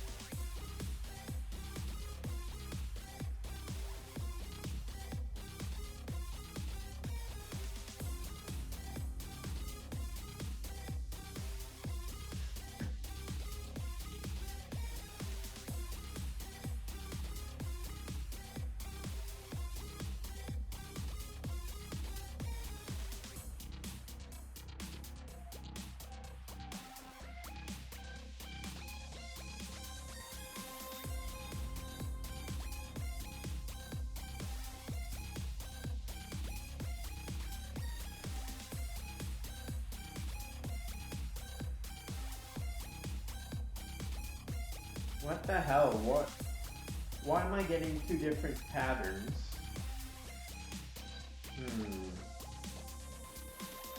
One second, I'm gonna have to look this up.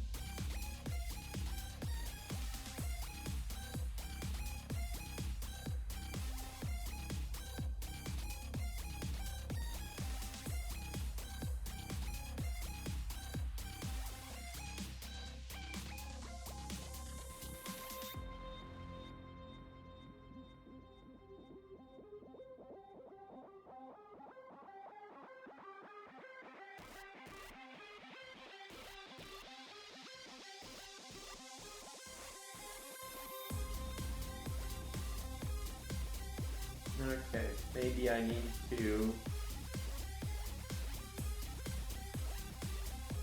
give these both a texture map.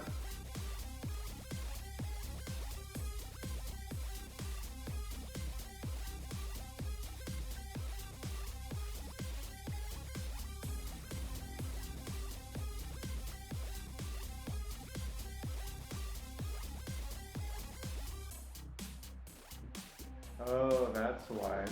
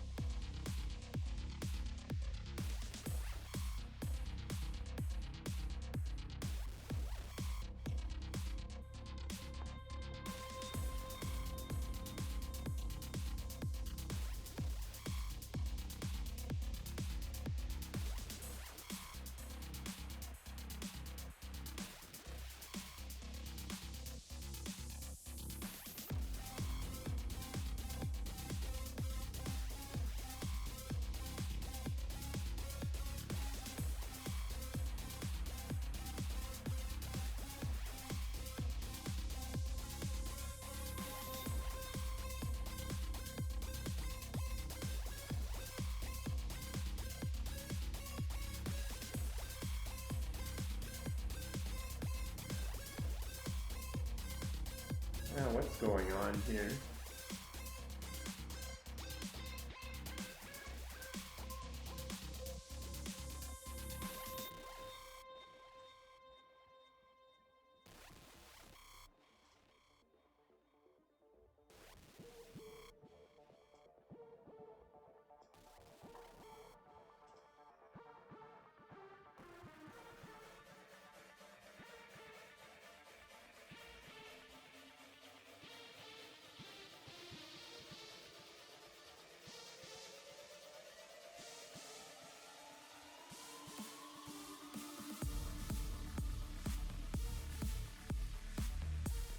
Oh, what's going on?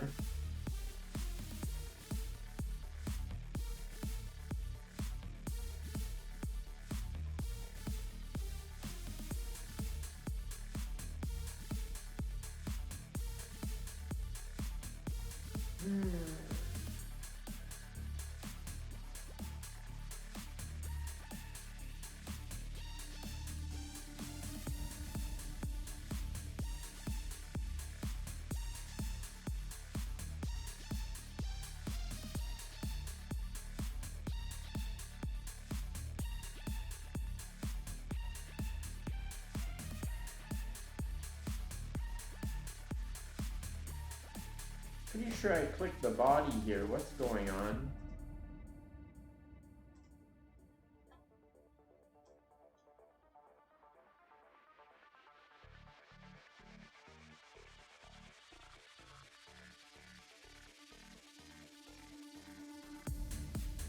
What the heck?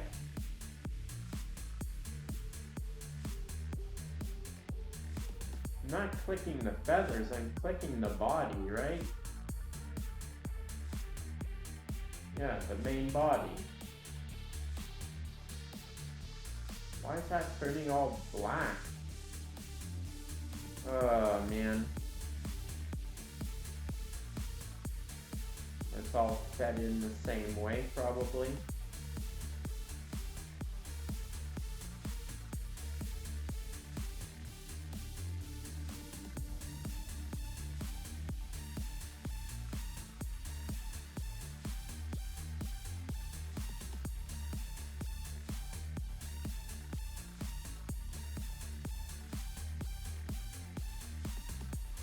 What a headache. Okay, so...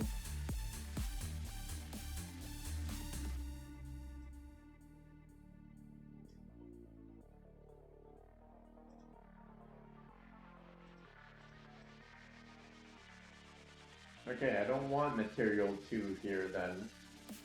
And all these things are sharing the same thing.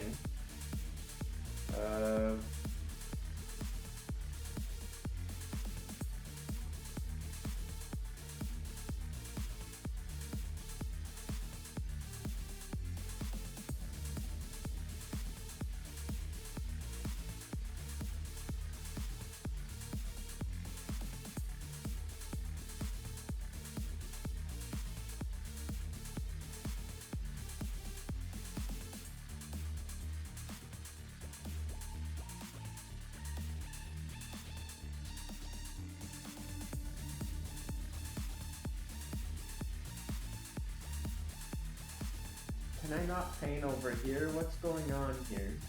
Give me my freaking tools. Ah, man.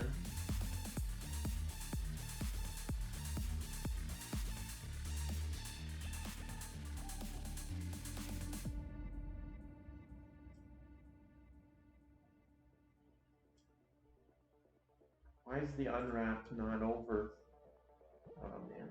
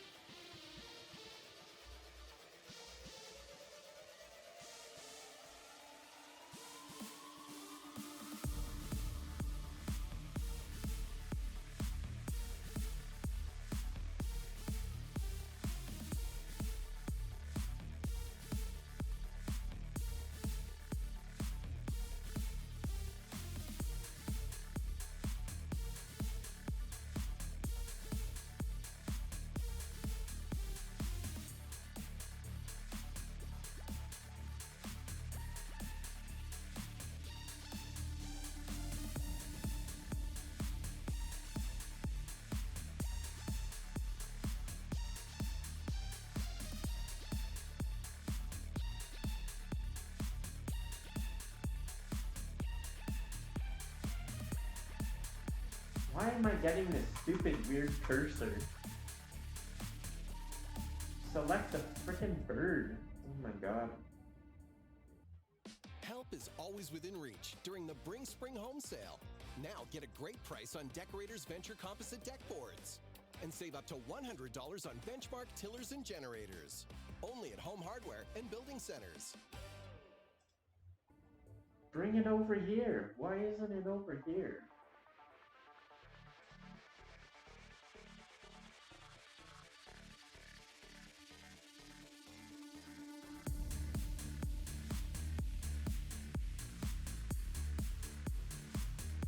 What the hell?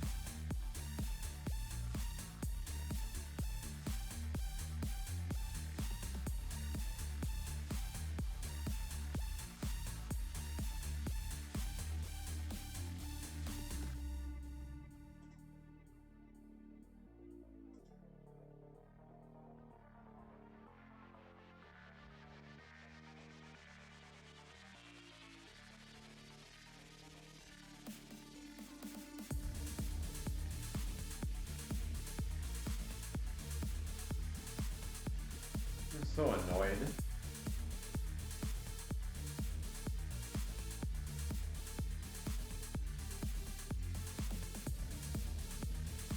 Why is there blue over here? Huh.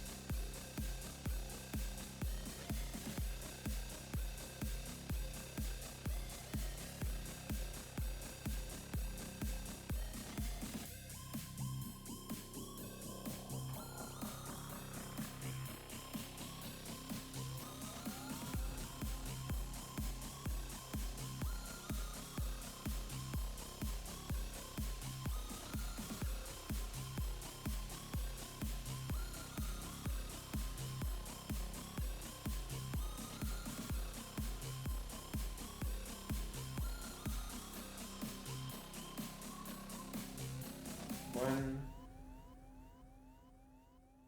Actually, I could just transfer it over there.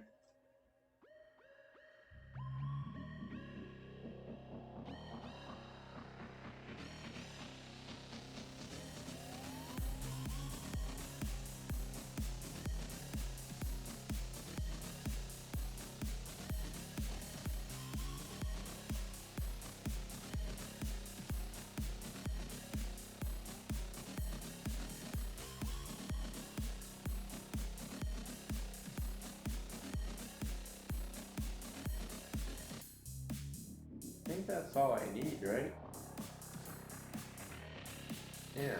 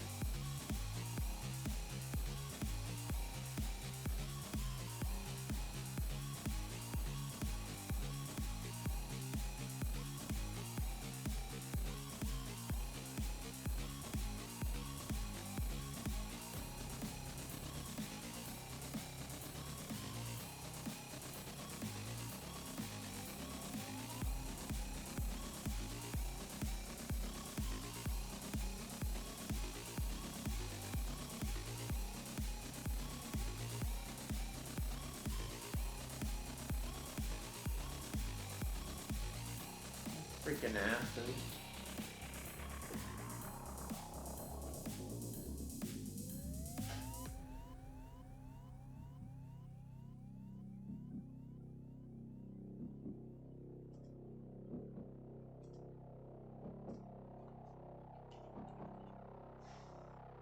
It's ridiculous to have to name everything. Come on, guys.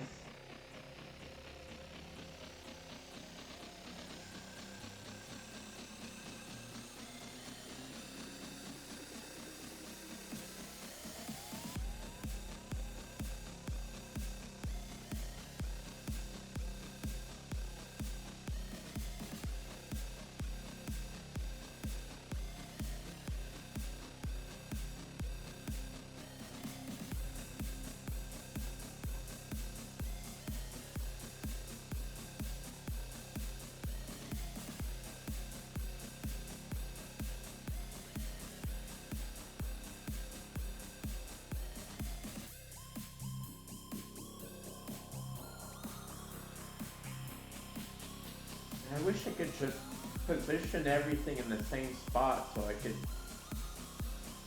see it all better, make sure that everything's the same.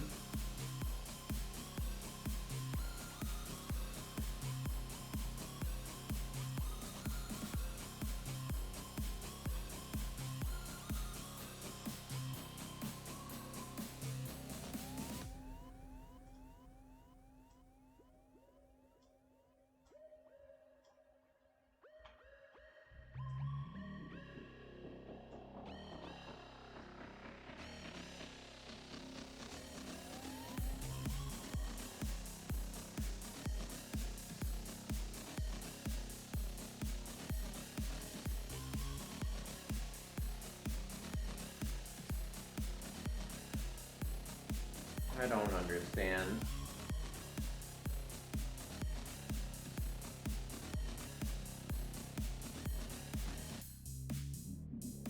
Six to seven.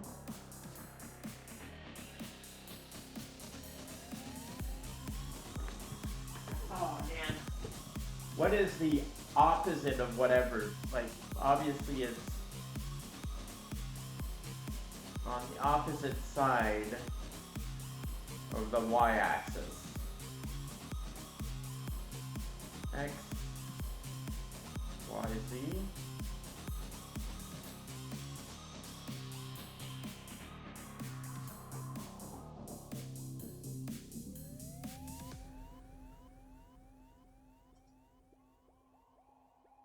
Why does it have this swirl? I want it to swirl this way around the wing.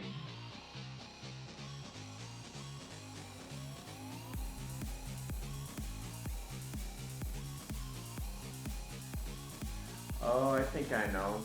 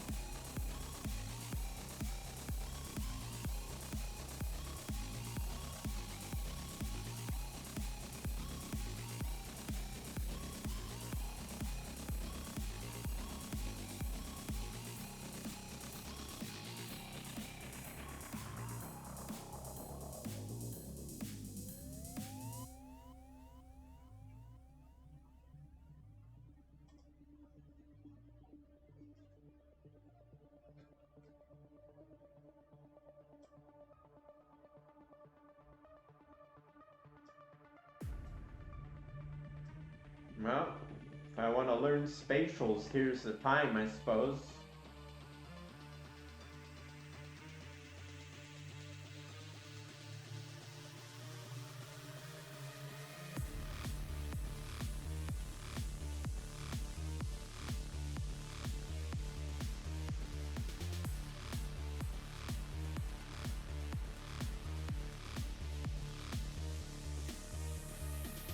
Still rotating there for some reason. What if I went to 30?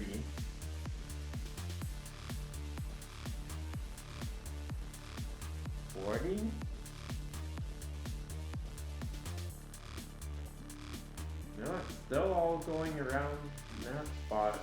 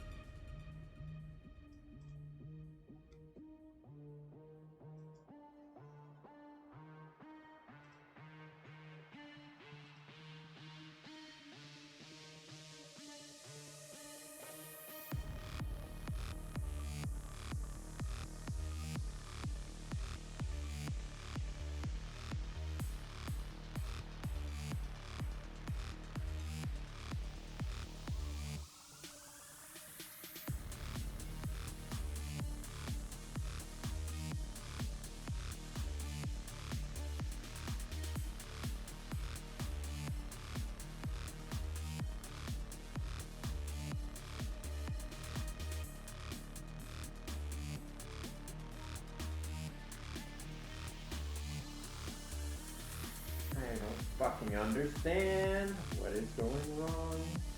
What is going wrong?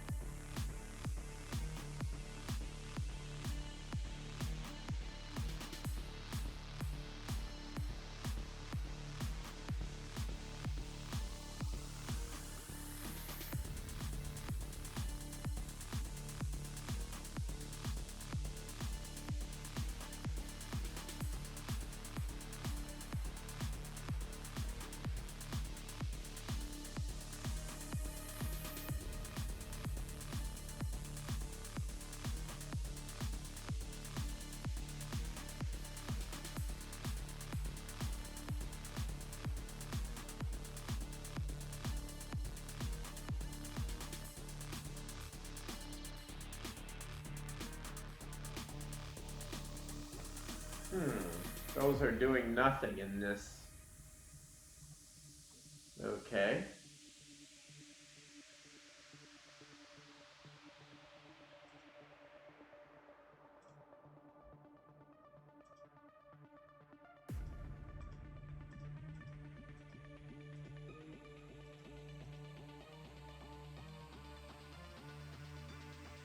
Well, one less thing to worry about, I guess.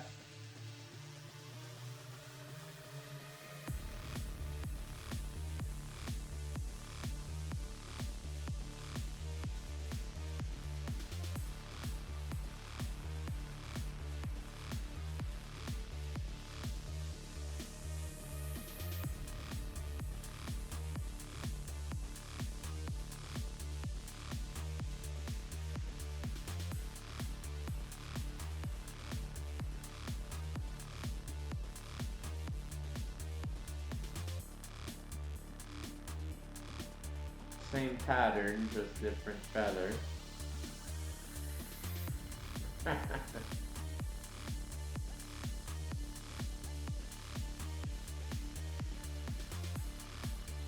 How do... Oh my god, why? It's so frustrating.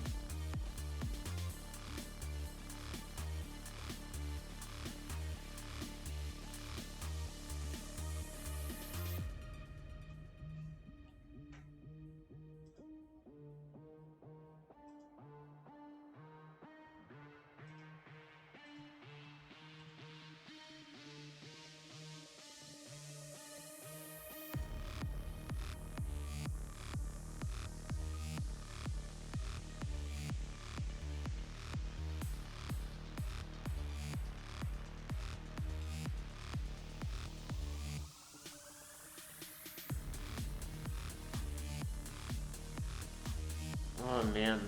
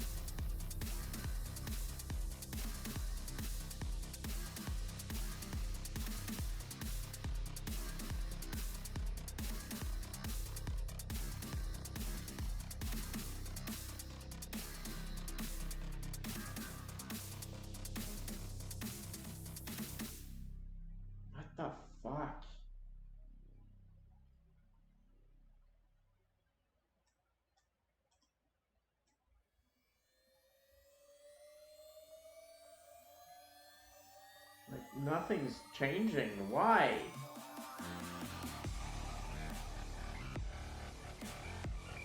It's all rotating around the same axis. What the hell?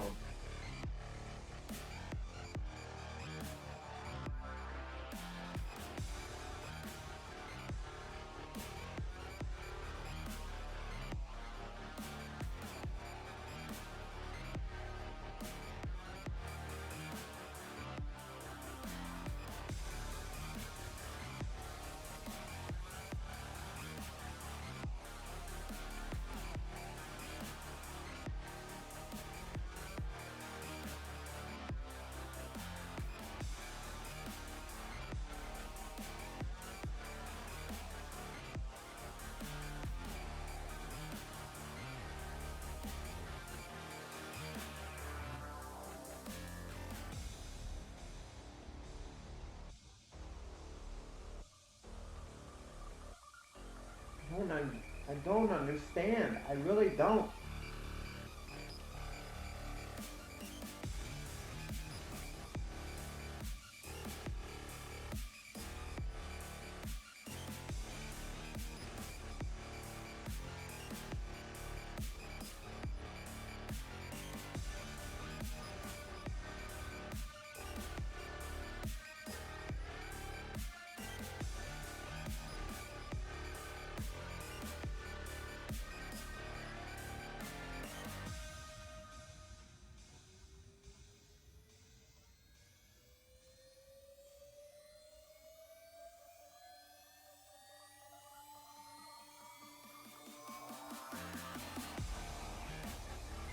Such a stupid fucking problem.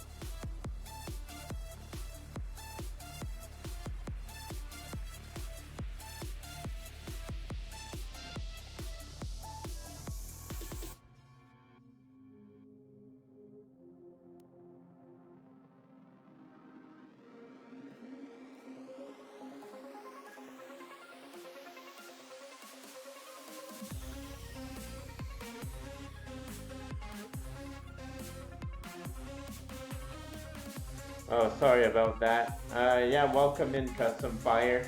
Yeah, I animated my own overlay. It needs a little bit of a fix-up, but for now, it's what it is.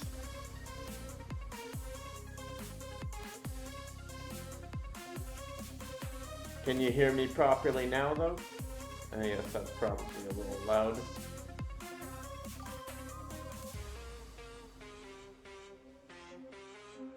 You like the overlay?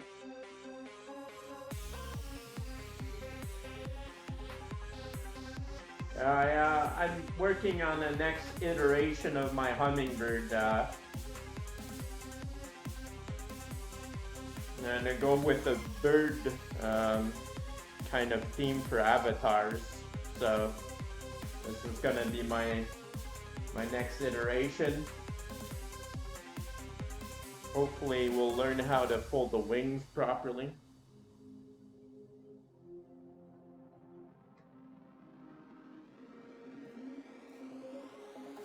I'm having a hell of a time trying to get this same pattern on this wing over here for feathers.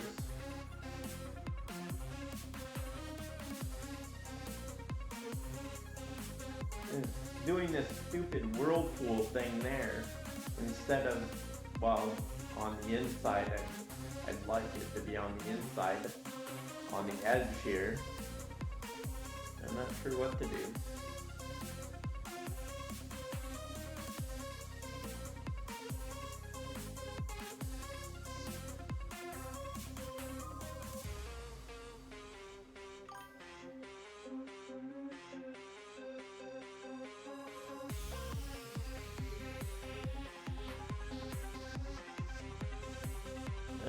I get the idea. I'm not familiar with the YH abbreviation. I've been working on Blender for about a year, on and off, just kind of learning on my own. This little avatar in the corner now, I made him too. I've made a few things. I made a Goomba.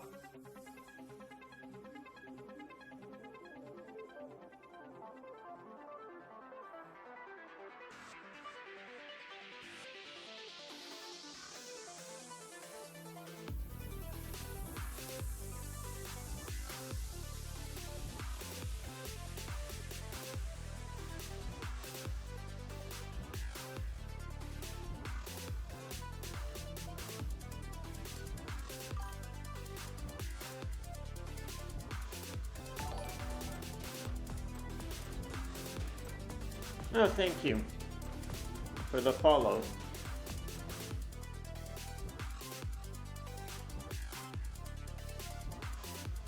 Have a good night. Or time zone.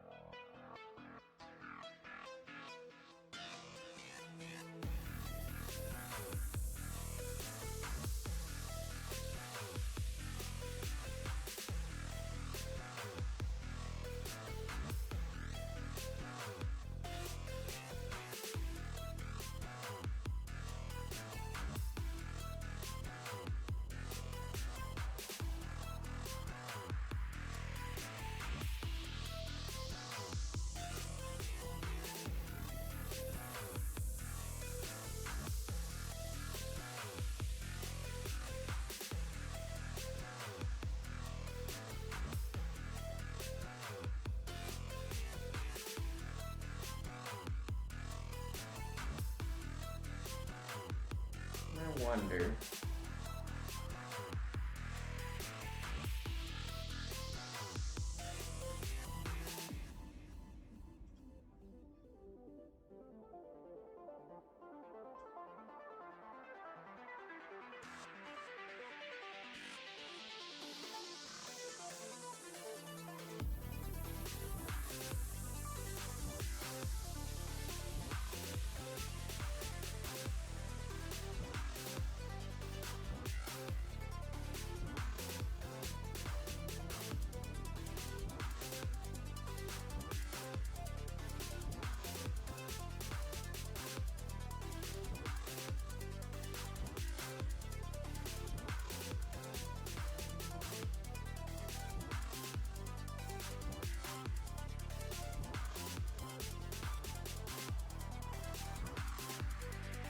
So annoying.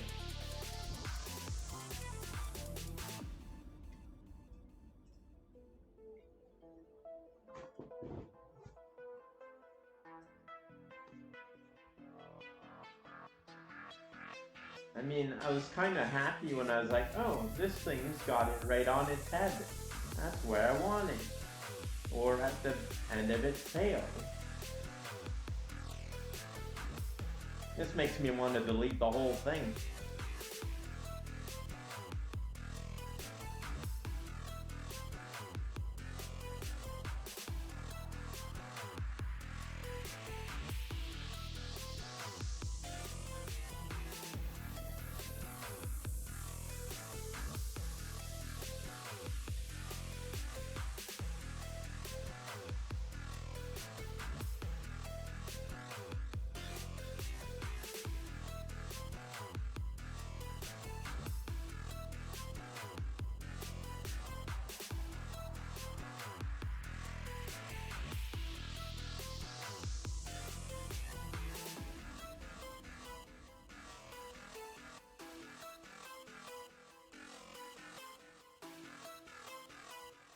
Yeah, that's exactly what I want this one to do. You know what? I thought I had... Wait.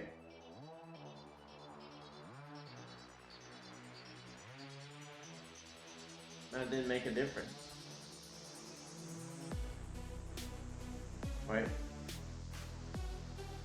Is the 5 of 1.5?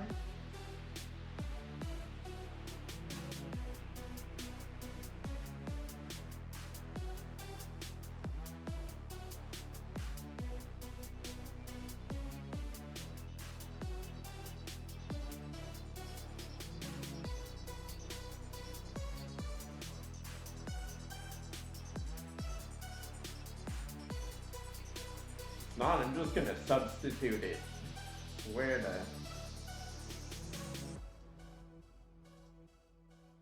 Okay. Let's, I'm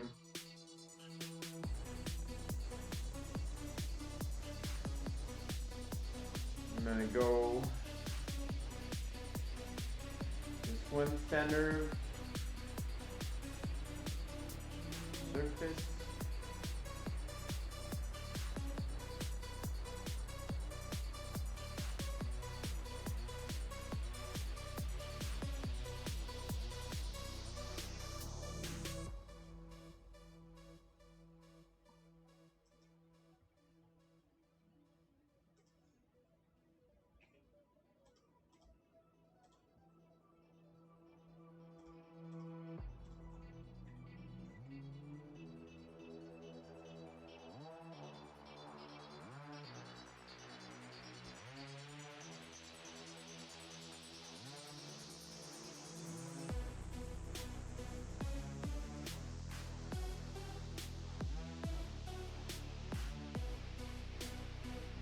There we go.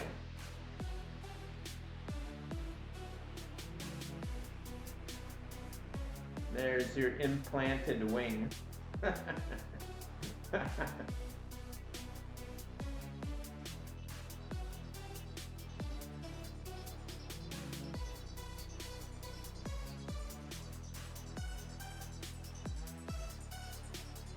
Weird.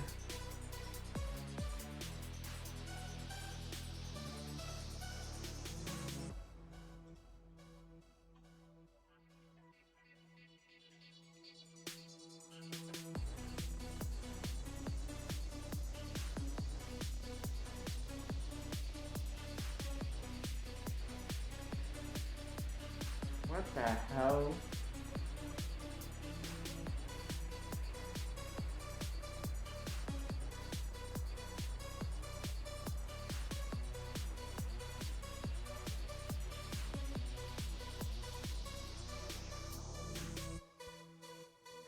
No. Okay, whatever. It's fine. We'll just call these wings. Yeah, okay.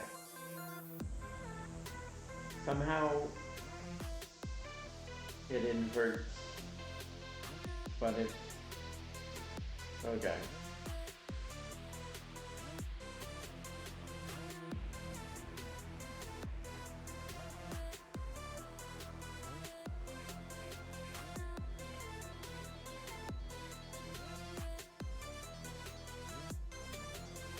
Okay, so this feather that I'm using, it's gonna get taken out. We're going to go something different for the wings.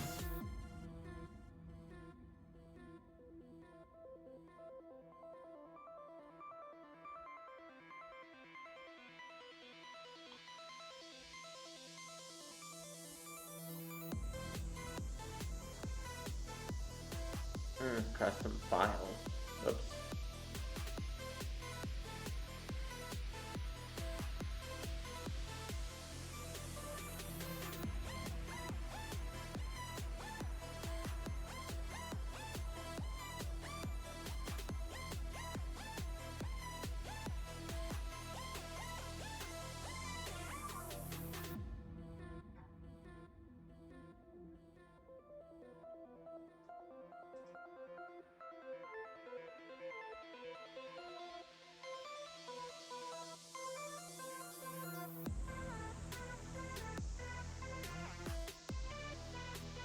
Okay.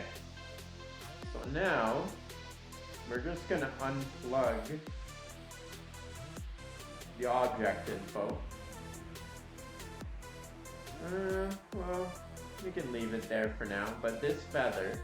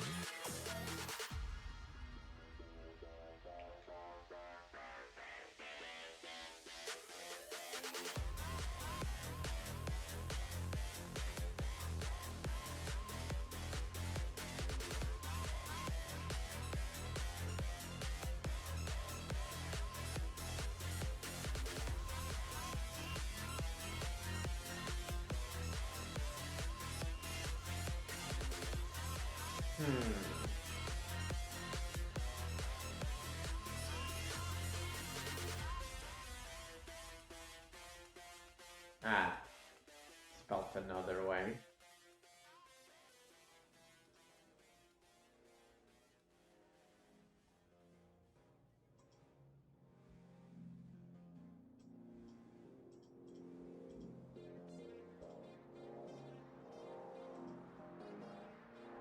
Okay, can I paint now?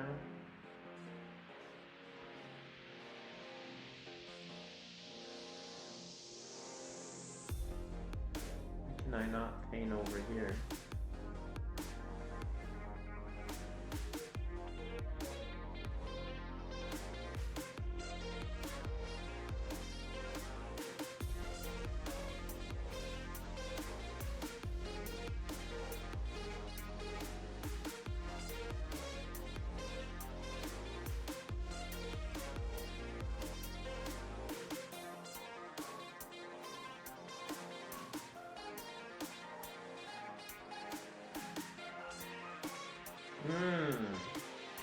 I could do that the other day. What's going on over here? Why can I not?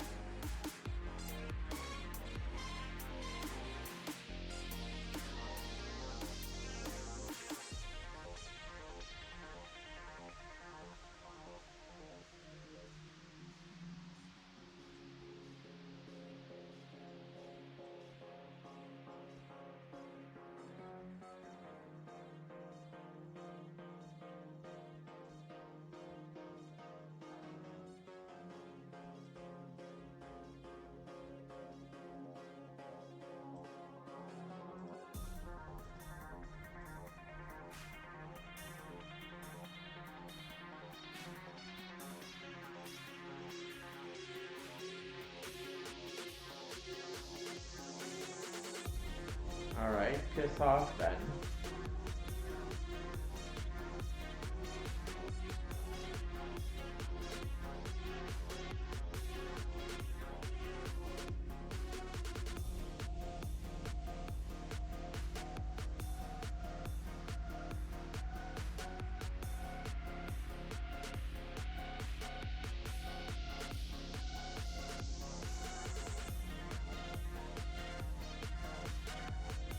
Why won't it go on there? Come on. It went on the other one.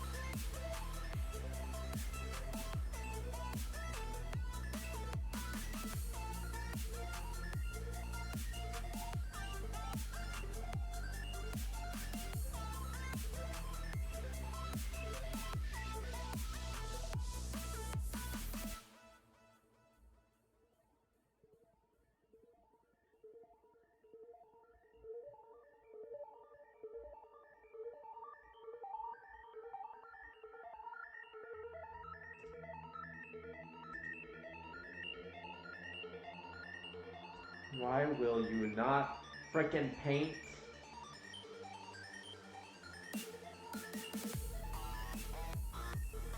So frustrating, like, go in here and it doesn't want to paint either. What's going on?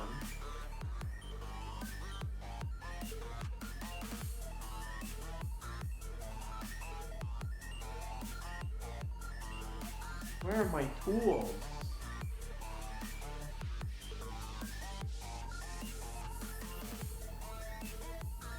Stupid.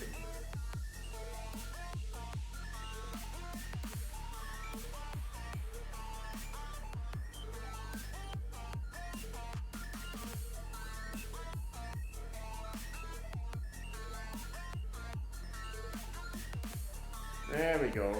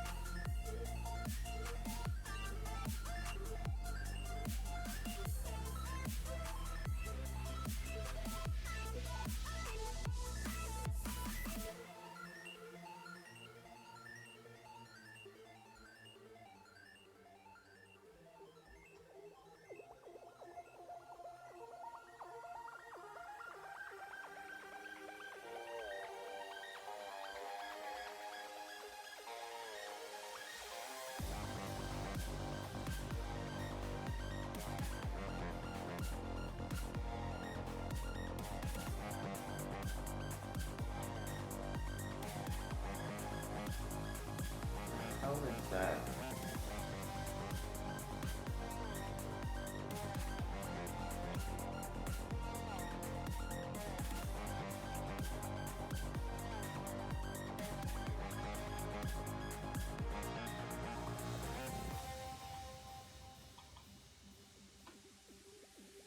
Jerk.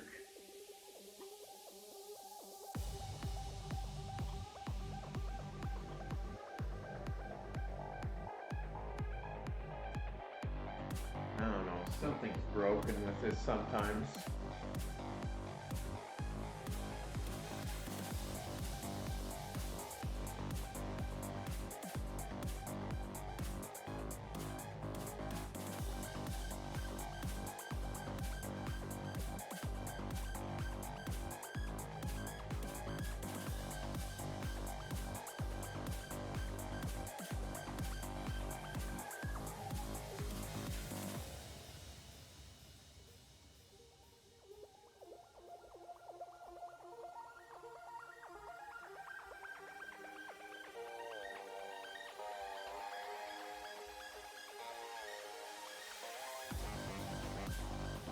Just making sure all my things are saved, all my images. Actually, let's save the whole file. And then I'm gonna go to layout. And then I'm gonna go to GeoNodes. And then in here, instead of having our head feather, we're gonna have our, holy crap, wing feather, but wait, yes,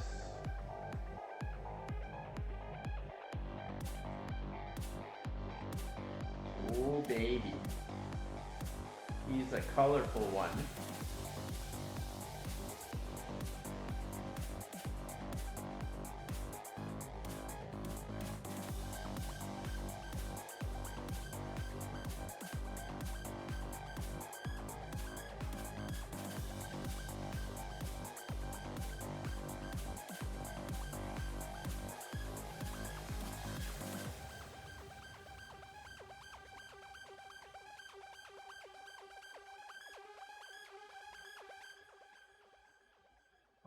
yeah. Okay. So,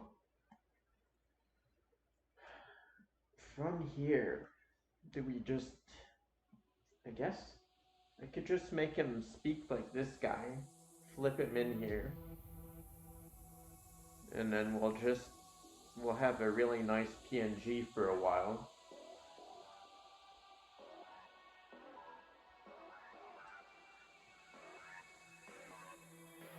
Yeah.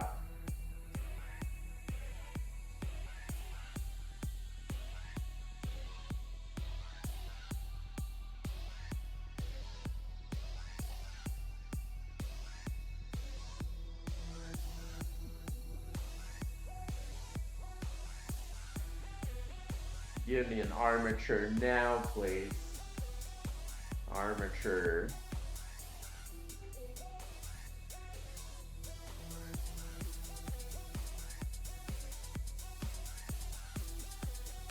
Where are you, armature?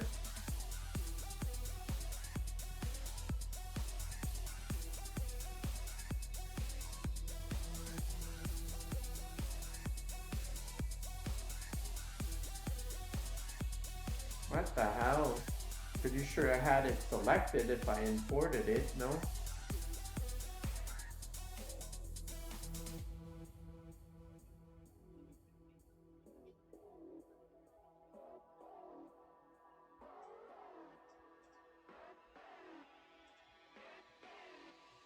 Where is it?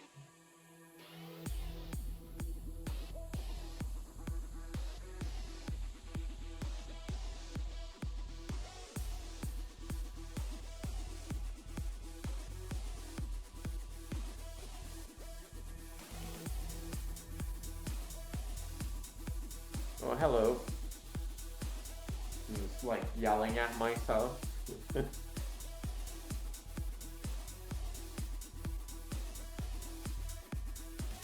Oh, yeah, I'm sorry, I called you custom fire, it's custom file. Rotate on the x-axis.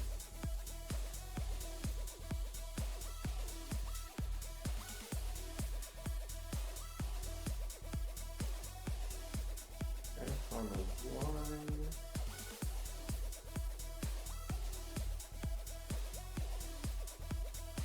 Why is it transparent?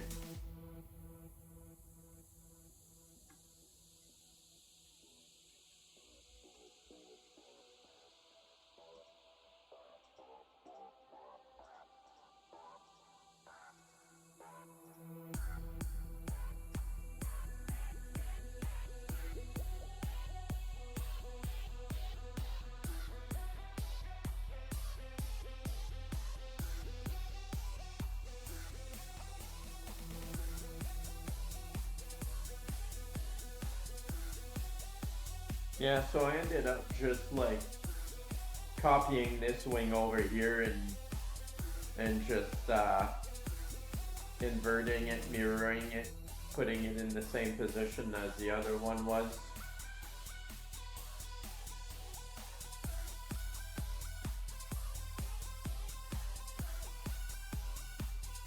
That's weird that it's transparent. I'm not used to that. I'm gonna redo it, just annoys me for some reason.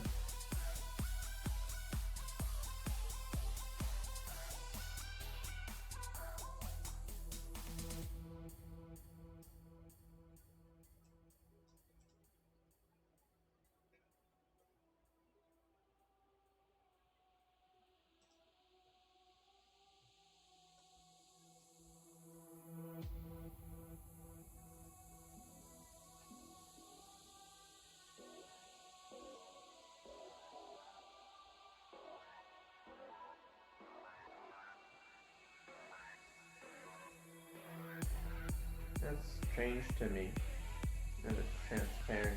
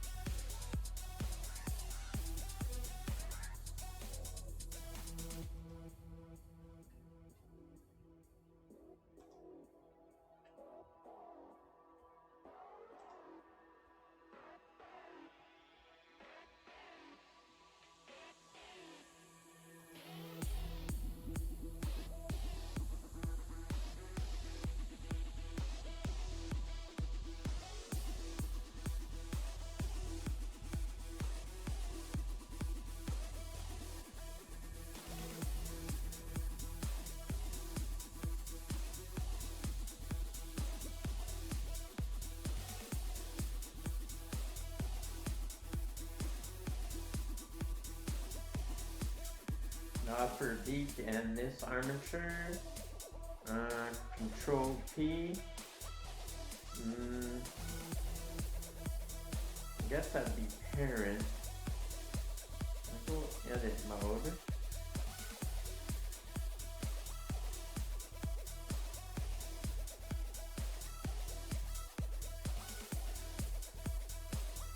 Come out. Control P. No, that's not how it went. How did it go again?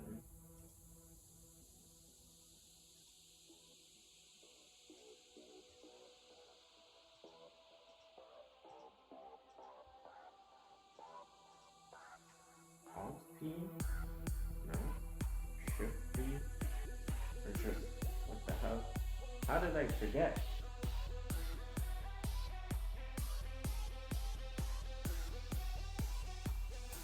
Oh, okay.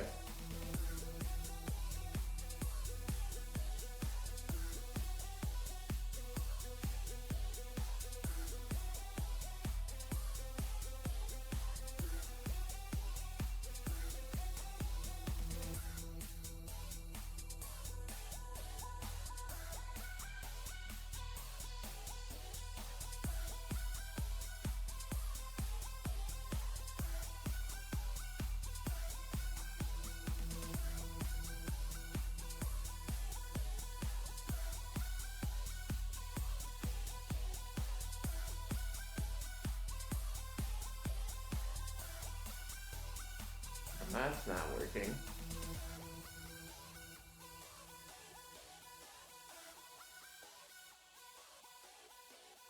That one is.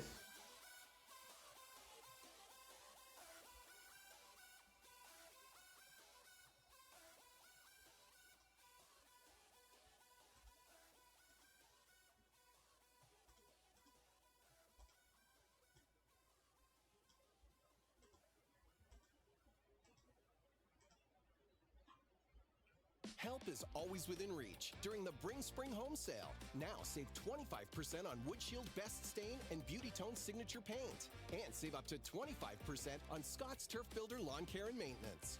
Only at Home Hardware and Building Centers.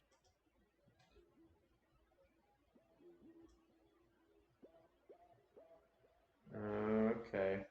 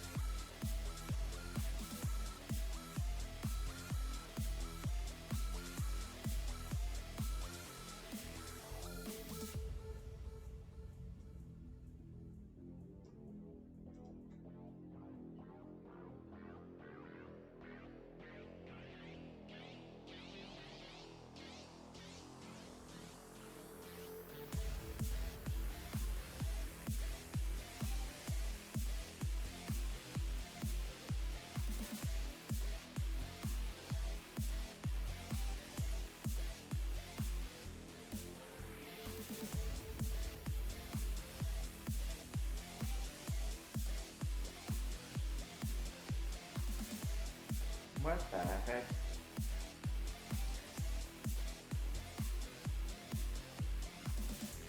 There we go.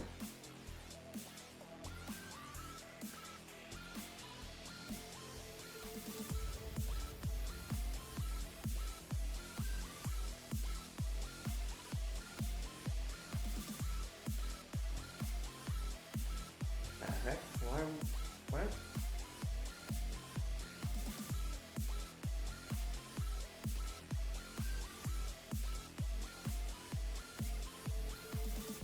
Okay. I get it.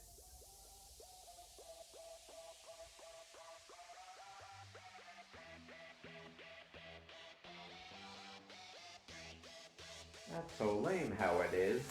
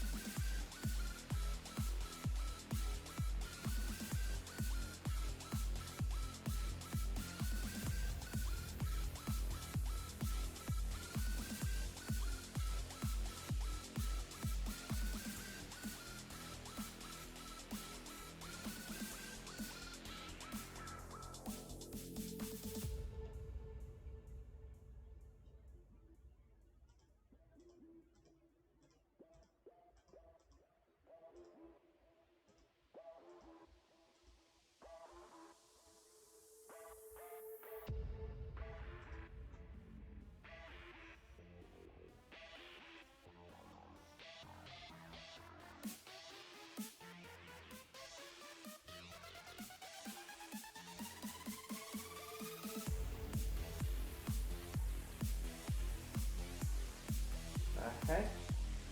I swear, I freaking... Why?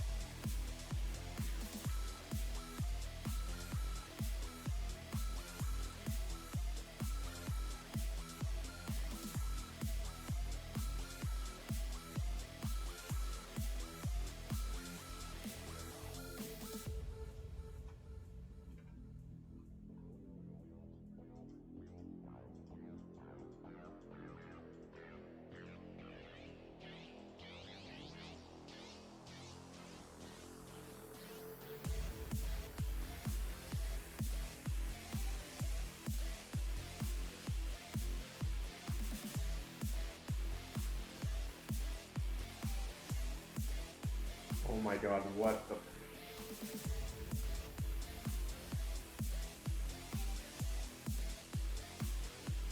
What do you mean? I just put an eye? Oh my god.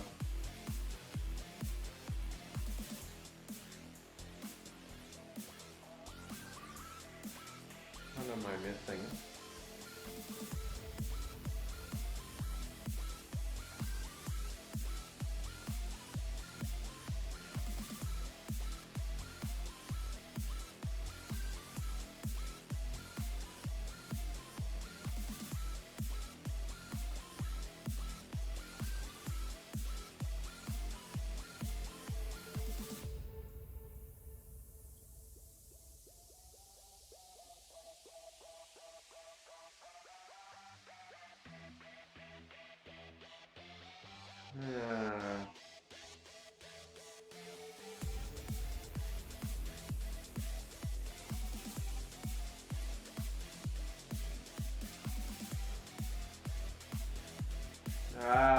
There's some location information in there too.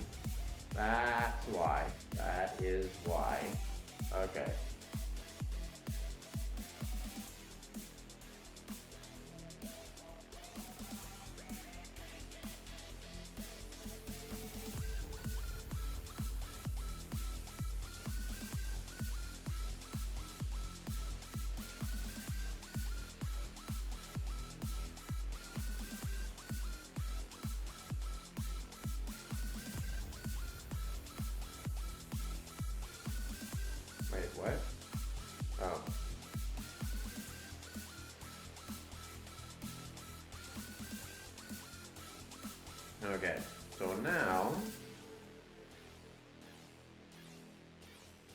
This is on frame 1 now.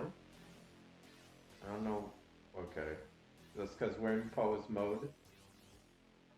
I select both of these. Control. Oh no, I go I. And we go location and rotation. Correct?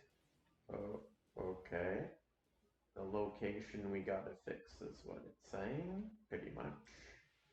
Because I forgot that, yeah. I have to do that there as well.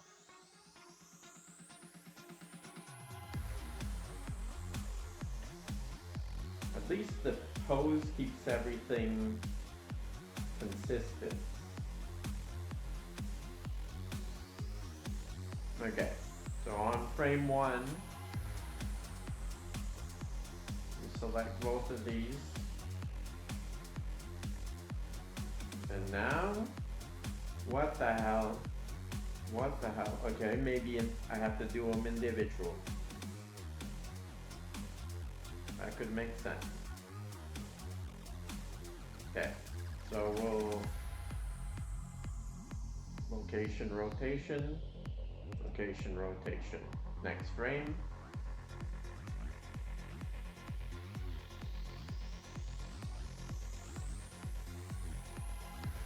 Point 5. Oh. 0.05.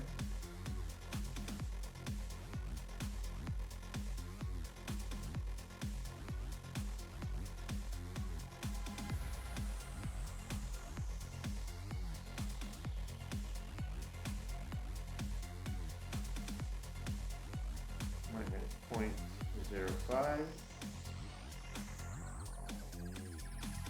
And then we go I, location, rotation, location, rotation.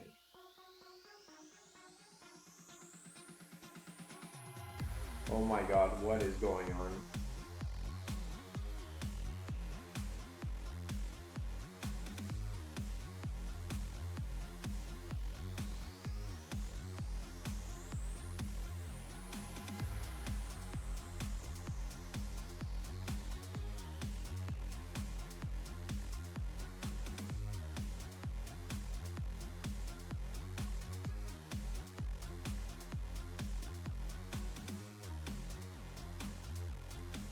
How did I do this so easily earlier? Now I can't do it.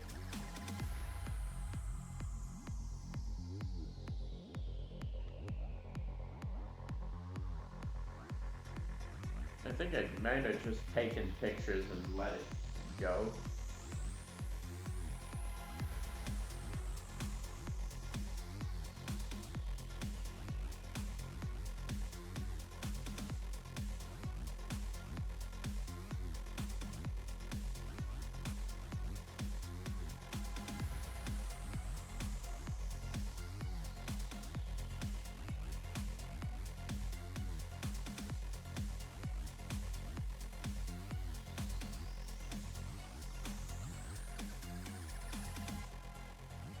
What if I just...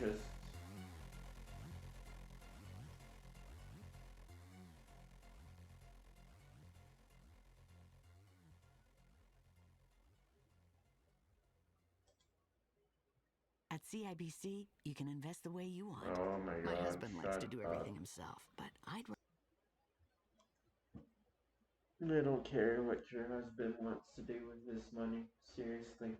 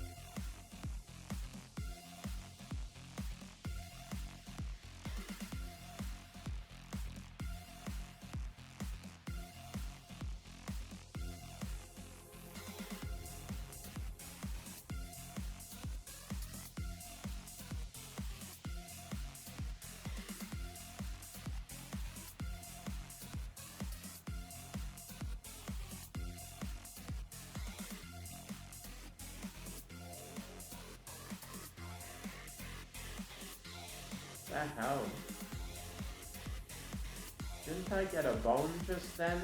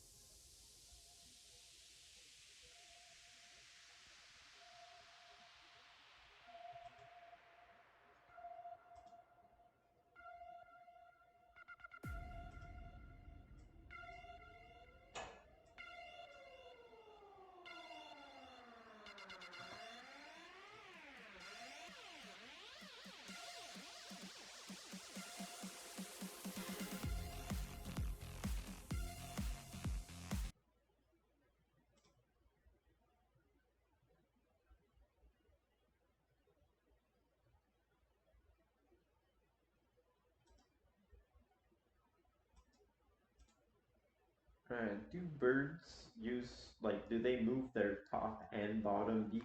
Question mark. Sorry, I'm having issues right now. Could not understand what you said. Do birds move their top and bottom beak?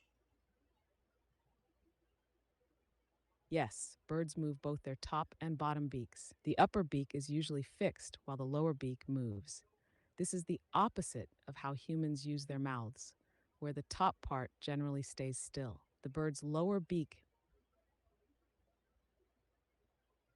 Oh, interesting.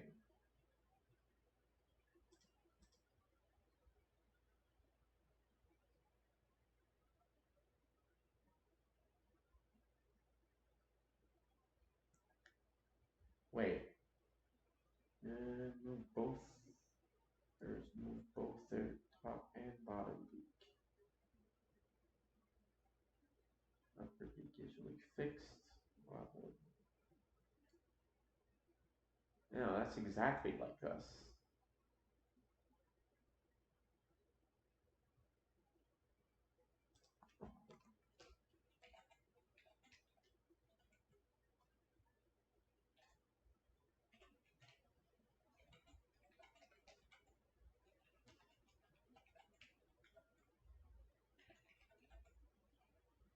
Sorry, I could have just typed this instead of talking to it.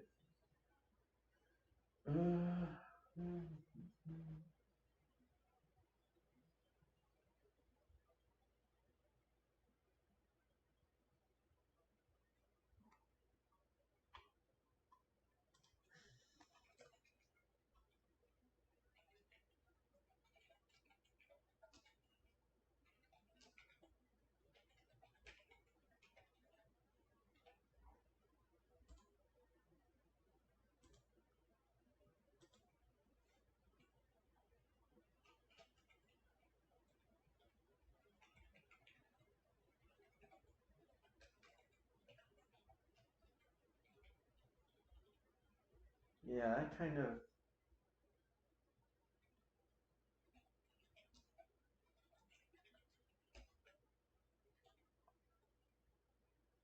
It doesn't make sense to have the top beat move. I don't think they...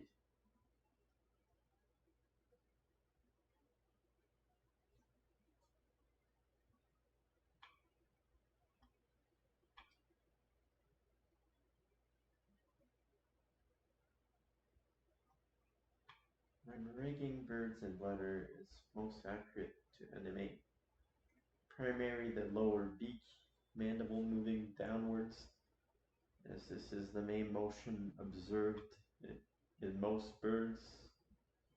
The upper beak maxilla is generally fixed to the skull with limited movement. However, some birds, like predators, possesses degrees of cranial kinesis, allowing slight upper flip. Okay, I'll double check here, but I don't think a hummingbird has that.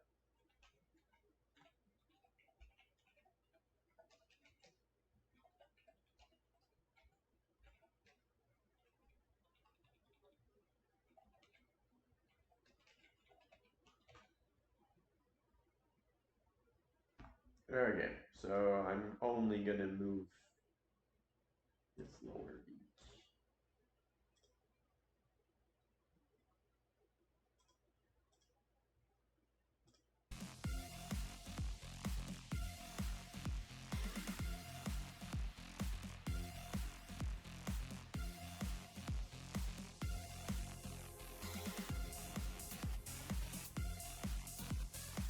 Kind of annoyed how bones do that when you size one pushes the other.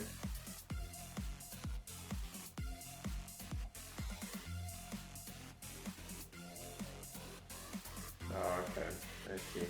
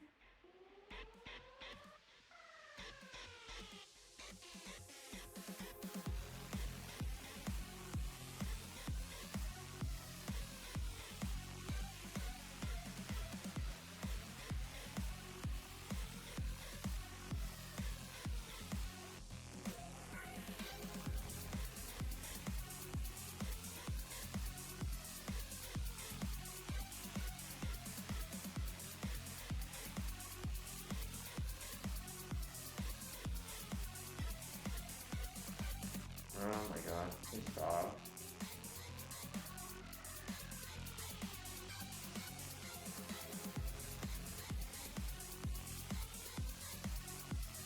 Like, this is the z-axis, right? So, what is going on here? Okay.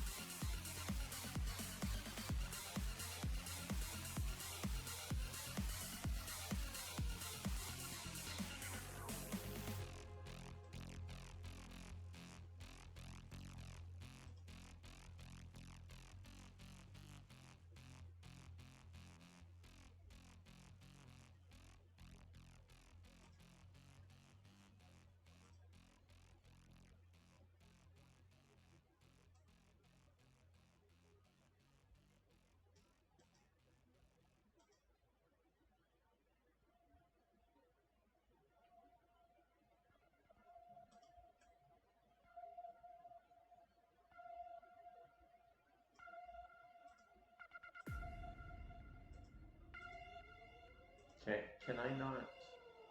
Can I just freaking save this? Insert keyframe menu. So...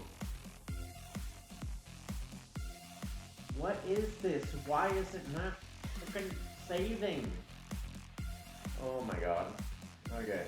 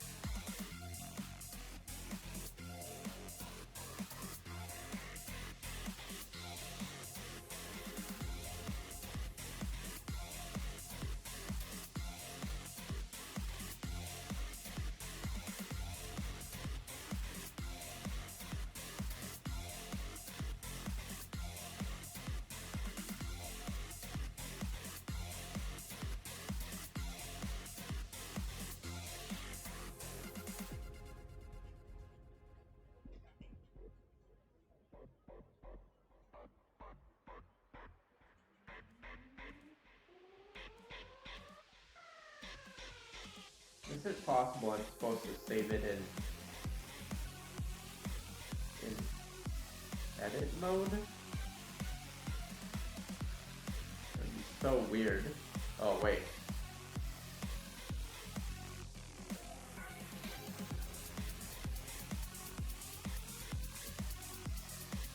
Oh shit, so weird.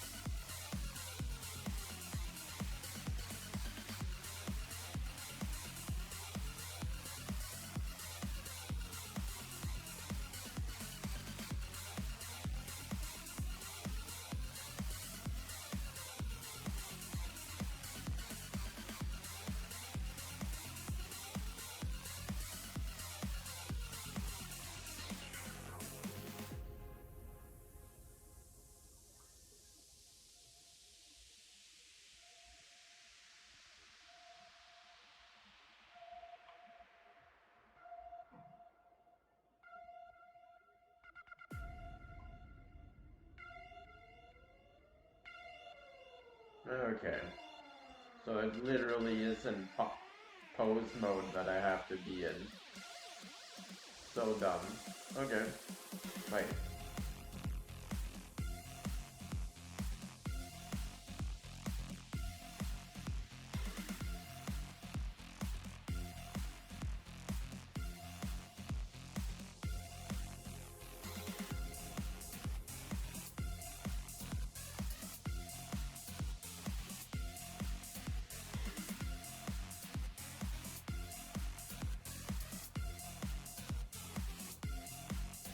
Wow.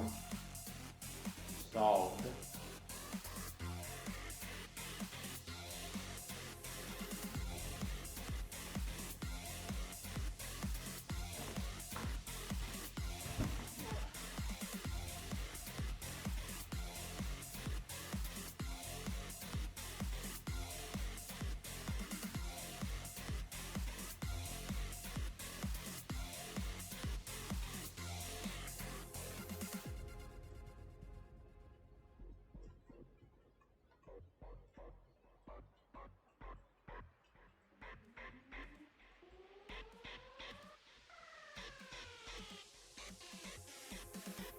And let's do a little bit more animation than just a mouth opening.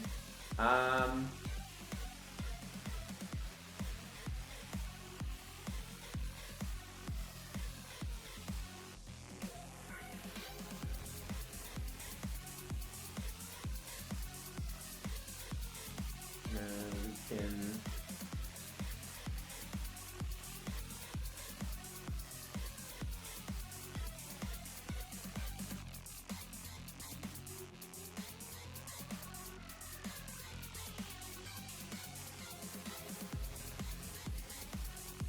okay, I'll do it like this, the armature, then we go into edit mode, we take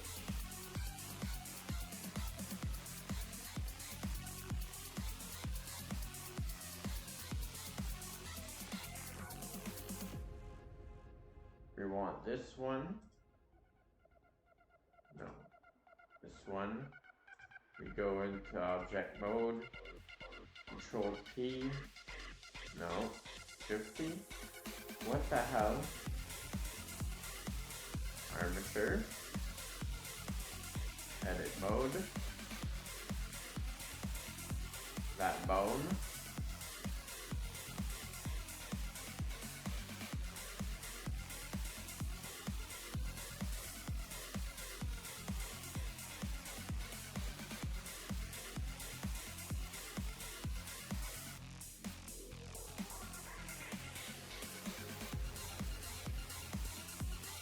and then we're gonna turn the head 0.01. No, oh.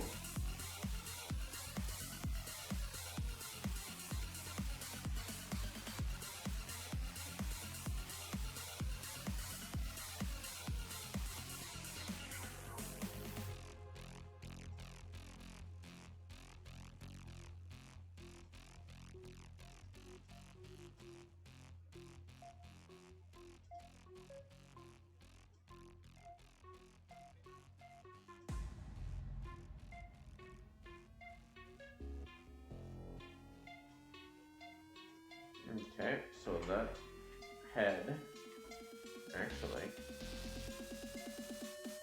can we use the vertex group?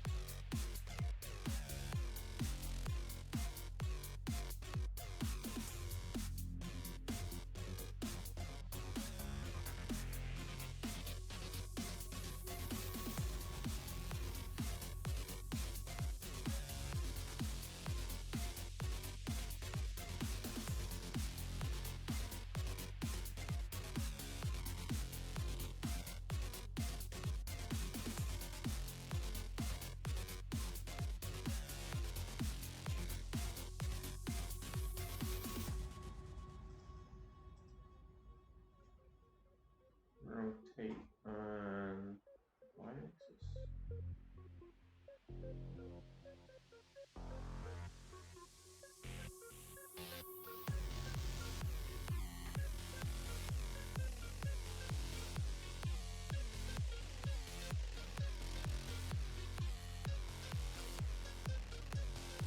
Oh, what?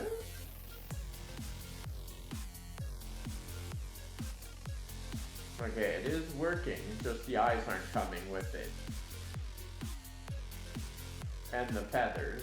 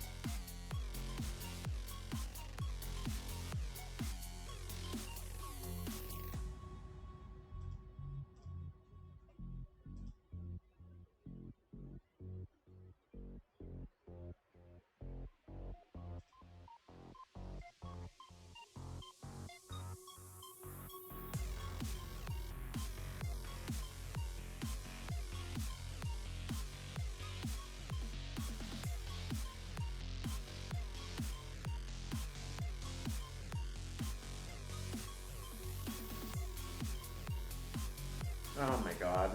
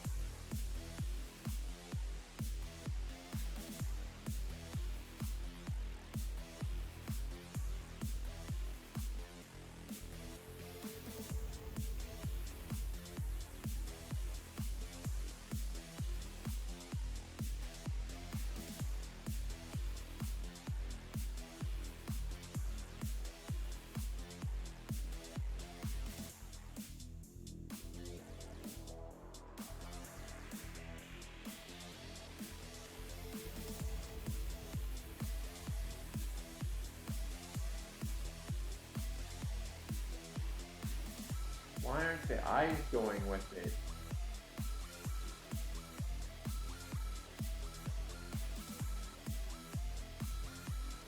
And the feathers. Okay, that's enough for that for now.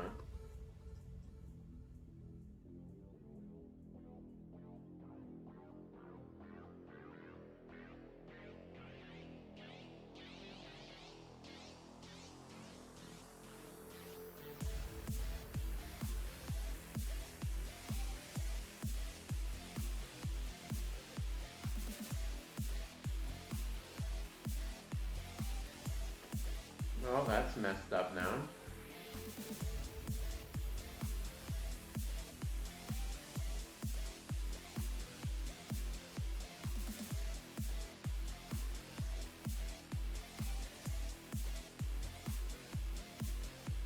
We'll deal with the rest of this some other time.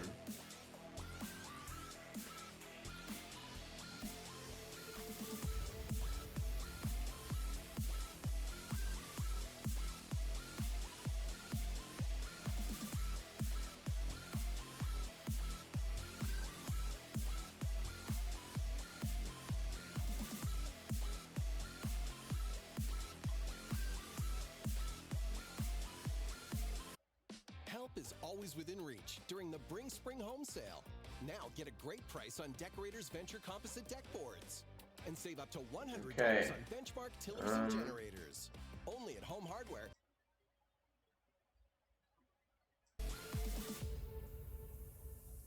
So, let me see here. I'm gonna render this picture and another one just to animate like we are already with. Oh, I'm gonna hide these feathers in the background. I don't want them to render. I'm gonna hide the armature just because it's distracting.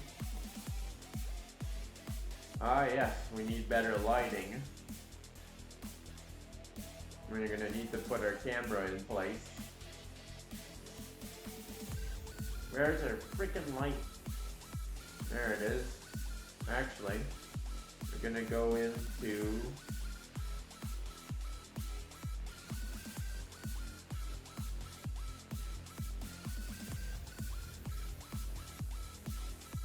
be rendering cycles, so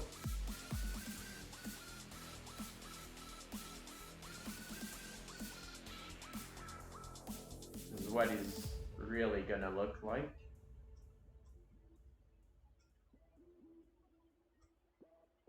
Yeah, we can bring the light in closer. What the heck? Why is Z in that angle now? Doesn't... What?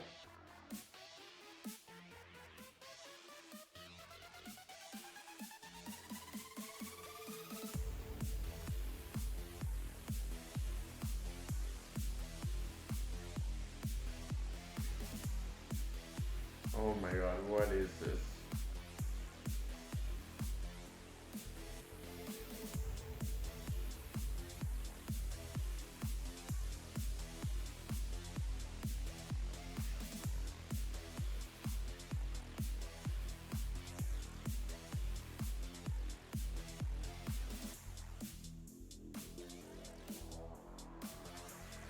Ah, it's light I wanted to go to.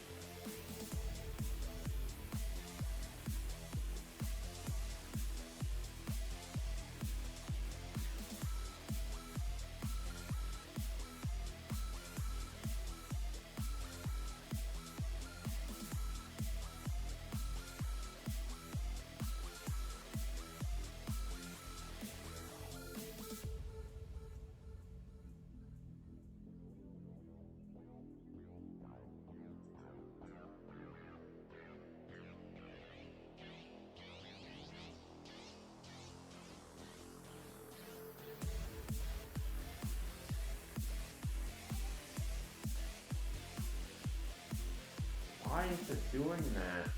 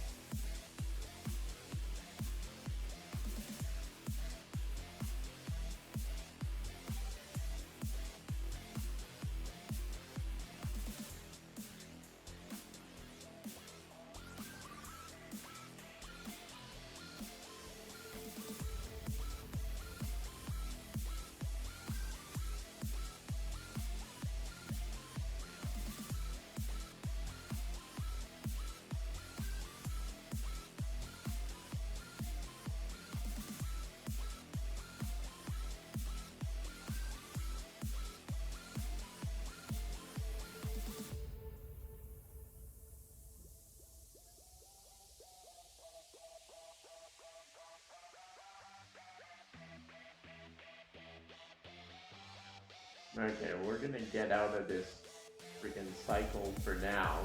It's way too hard to get anything moved into position.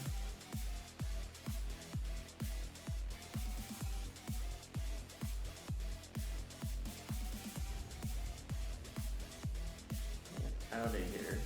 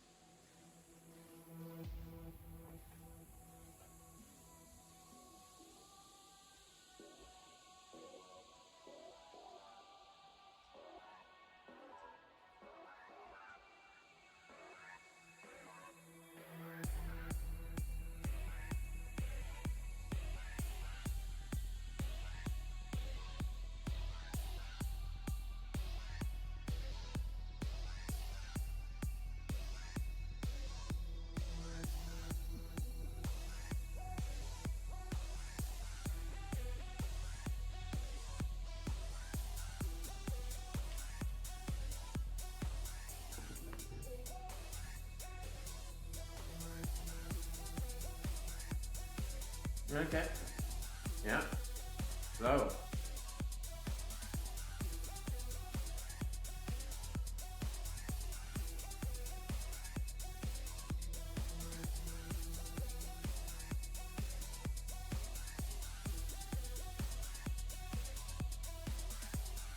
One thing I should have.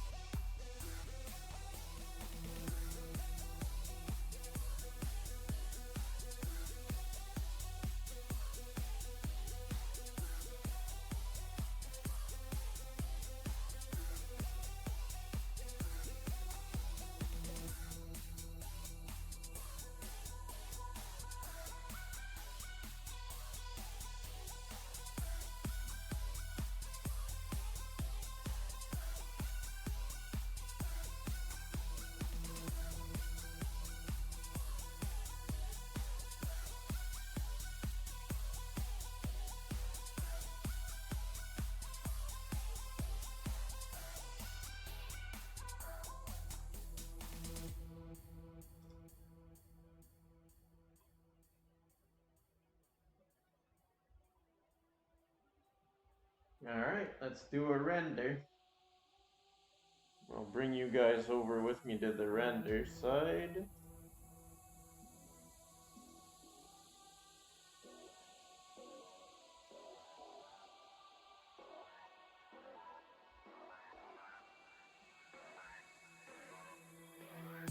Oh wow, it's taking a long time to do these.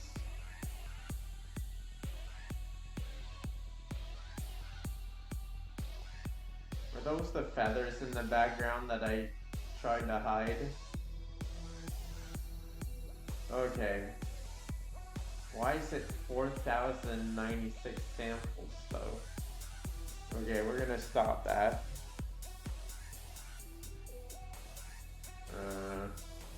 Stop that, please. Uh-oh.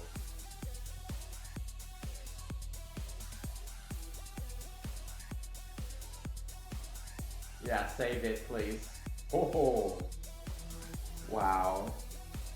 I think it just saved for me before it closed.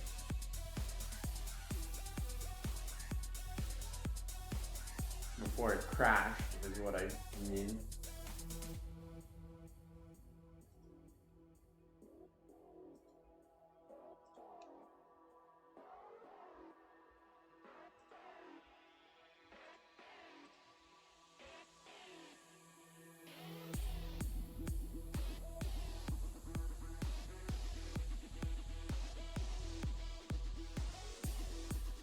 Okay, so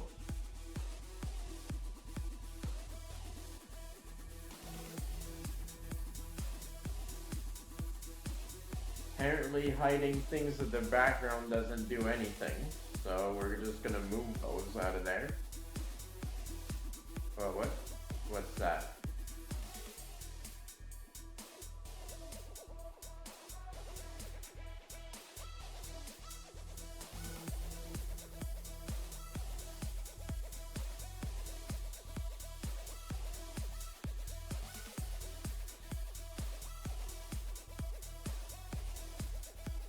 Okay, we're gonna go out of render, because that's a lot of computation for no reason.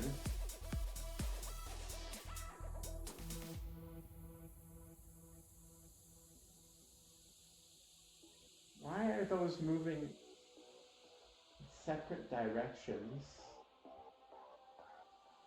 Must be something to do with the render engine.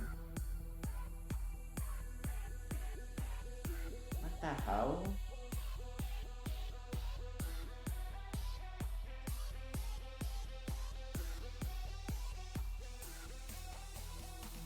Oh yeah, where would I change it so it's not?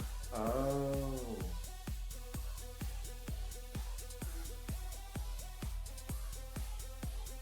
There we go. That's what I did. I did that.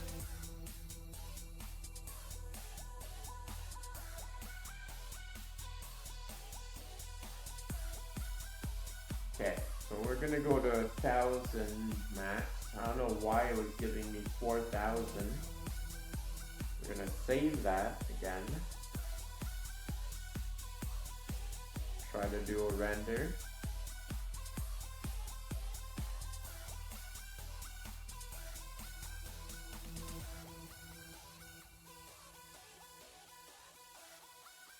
Why so many samples?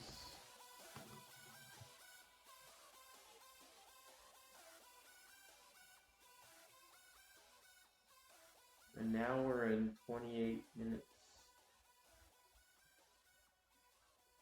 Do I need to go that detailed though?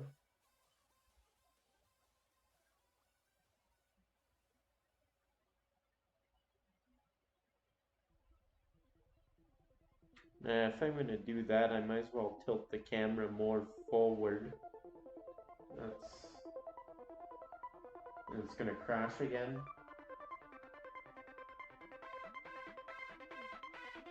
Samples, I gotta look for that.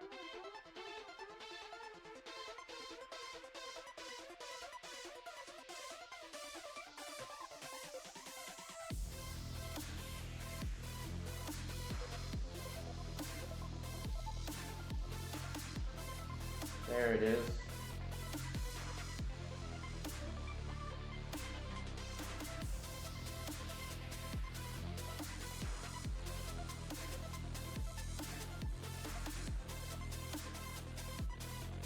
We might as well move to the X.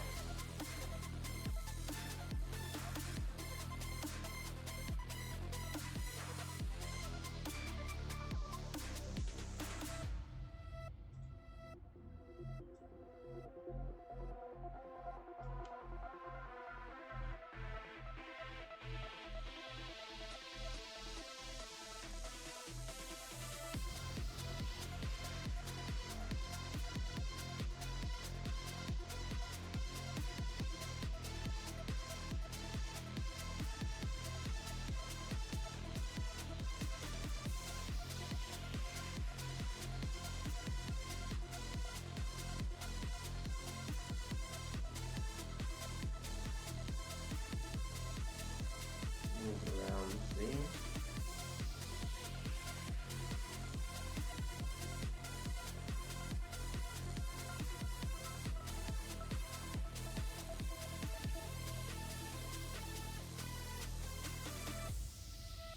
Yeah, for some reason this hummingbird is super big. I thought I had...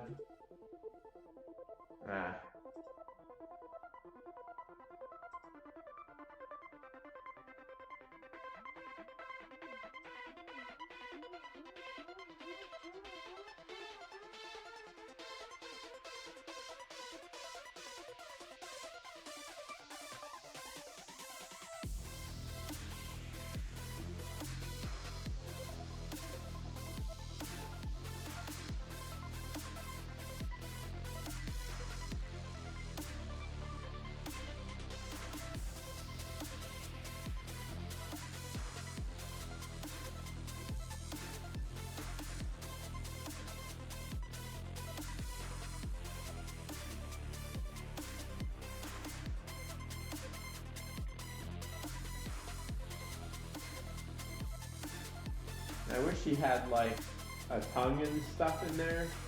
You know, maybe that's something to add later. Have an esophagus in his mouth instead of a bunch of feathers. I think I wanna turn the camera a little bit more.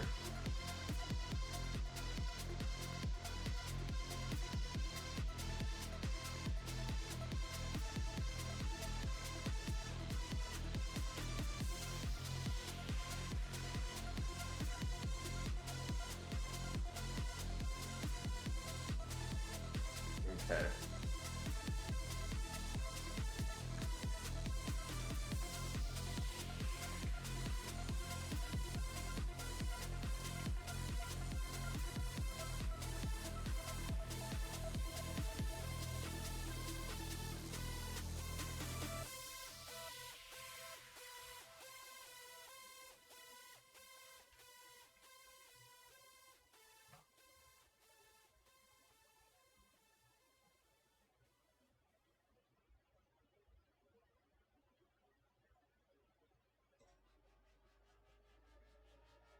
And we want this transparent background.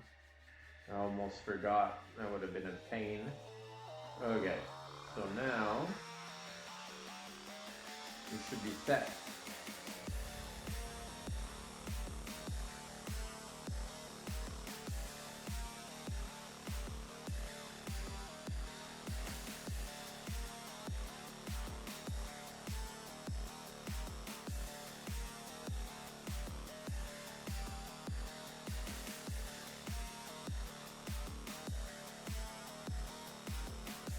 See if I can bring you over there.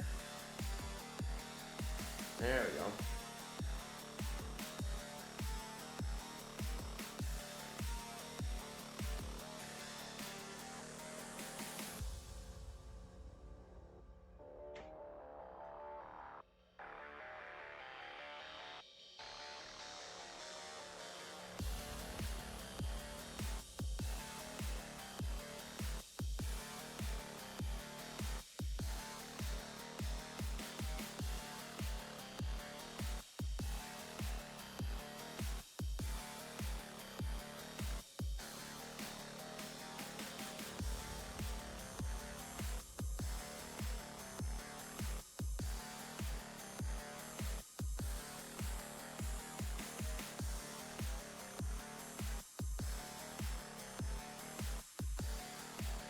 Well, apparently it's gonna take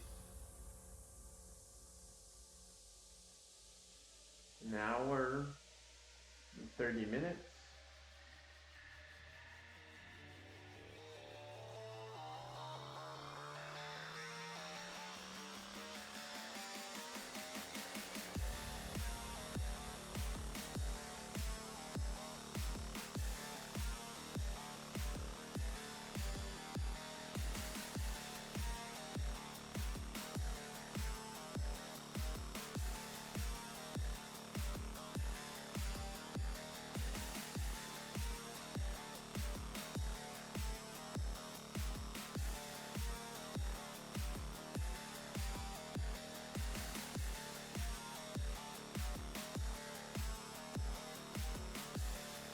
Oh no, we're almost a quarter of the way done.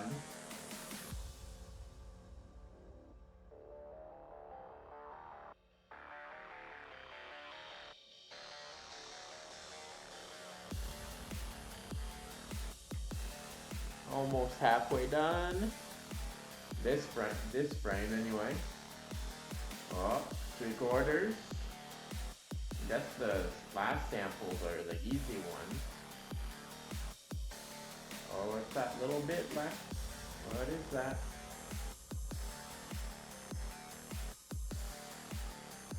There we go.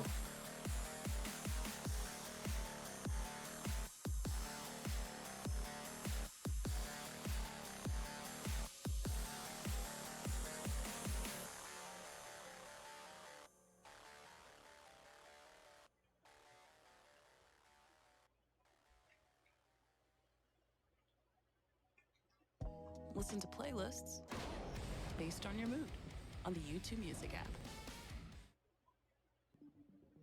Okay, and then we just have to open his mouth. Actually, that's kind of wide, isn't it?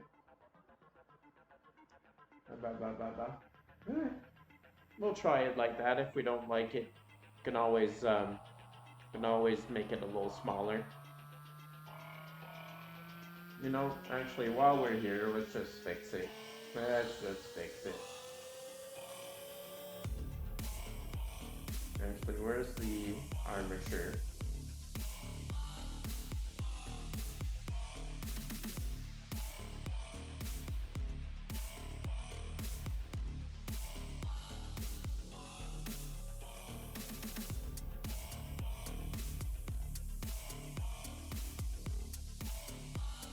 Am I not selecting it? Select it. What the hell? What is this? I think I'm selecting it, am I not? Oh my god. Armature. What the fuck?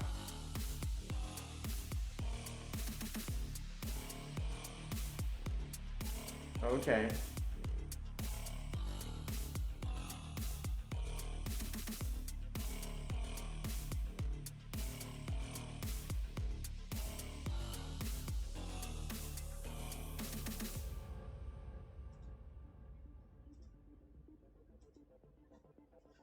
.8.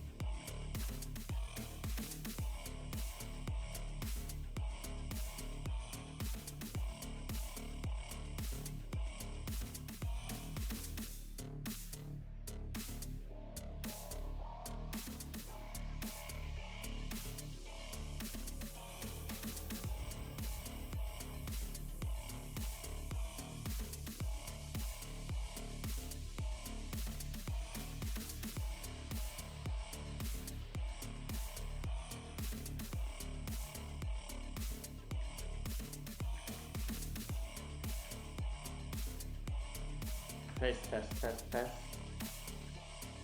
Yeah, maybe a little bit more than that. That's kind of sad. Give it a little bit of something.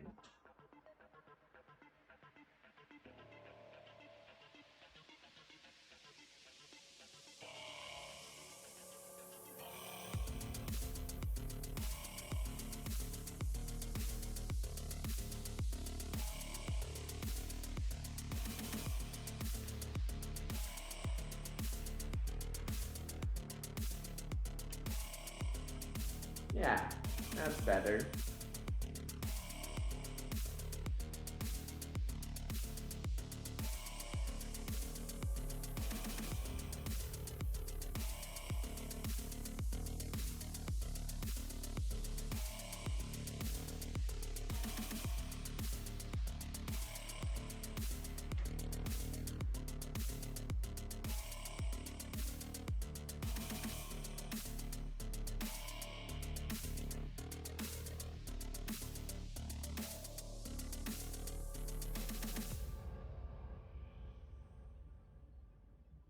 Yeah, and we'll see a change in the shadow on his head, which will make you feel like he's really talking. What is this? I hope that fixes whatever that is.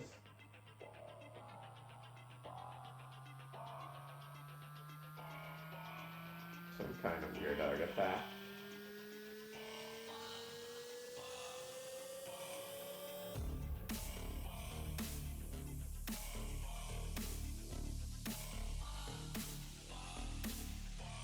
Hopefully it's not something I missed.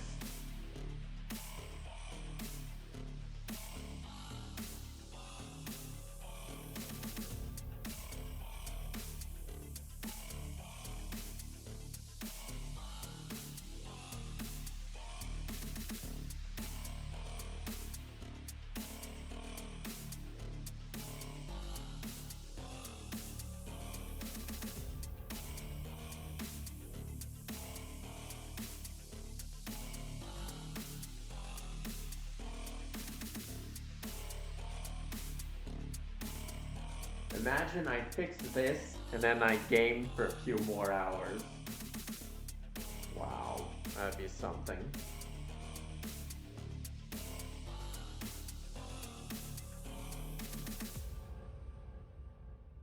Oh, it's taking some processing from my GPU for sure. Doing anything else on my computer's taking a while.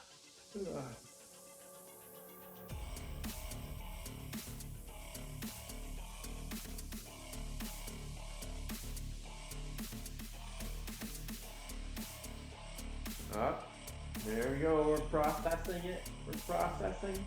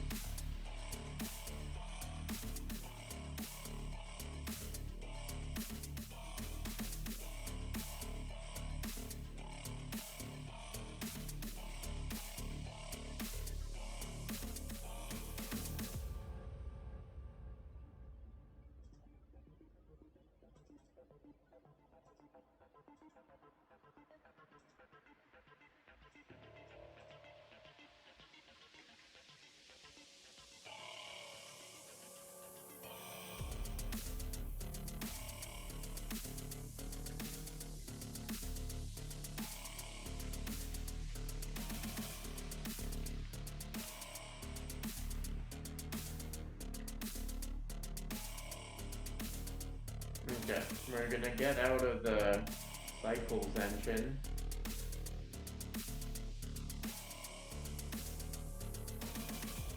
Okay, so now, in real time, you might get to see me add these in there. Oh, we can have a plus. Okay.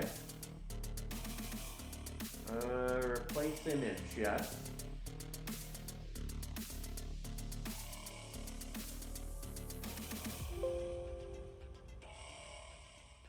Okay. So, I think... Okay, yeah, that's mouth closed I want there.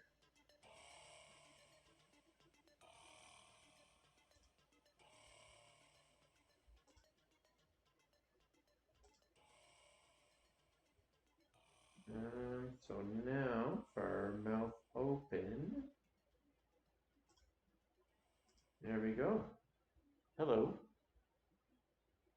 Now, probably resize it and stuff for the stream, but that's our new avatar, prepped and ready to go.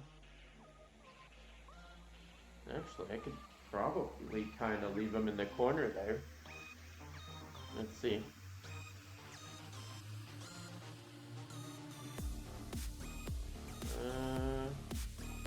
It's a hummingbird for sure. And I guess it's kind of cut off there, so that's where he goes. That's all he gets to do right now. And maybe in the future, he'll be able to do a little bit more than just hide in the corner there.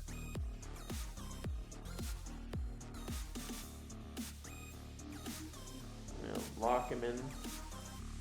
Ah, yeah. Looking a little snazzier. Probably up here. Yeah. Alright. Let's go play some Loop Hero. Play some Loop Hero. Please. A little bit lower. Play some Loop Hero. Play some Loop Hero. Play some Loop Hero. Maybe you could do a little bit less jumping. A little bit less jumping. That's this, like this. Is that alright?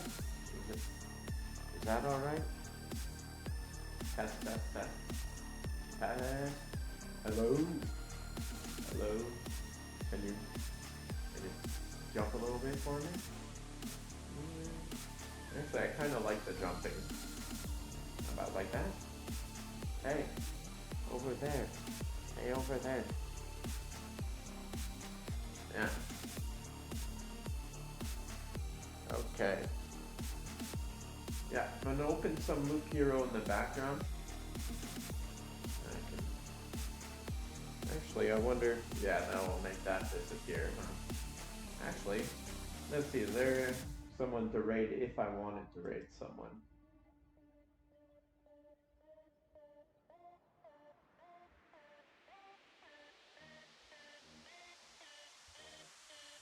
Oh.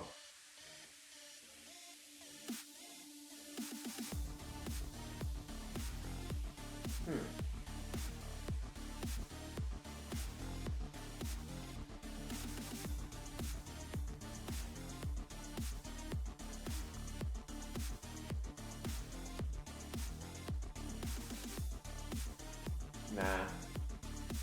Let's, oh wait. Oh, did I shut the... No, it's still up. Why isn't it working? Oh, I have to apply it or something. Or no. Huh. What was I looking at?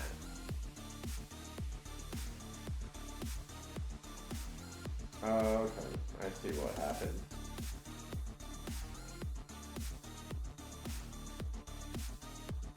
Okay, yeah. We'll save this and we'll close it. Yeah, close without any problems. And we're gonna keep this open, but I'm gonna shut the music off. I'm gonna close this off. Loop Hero, Loop Hero.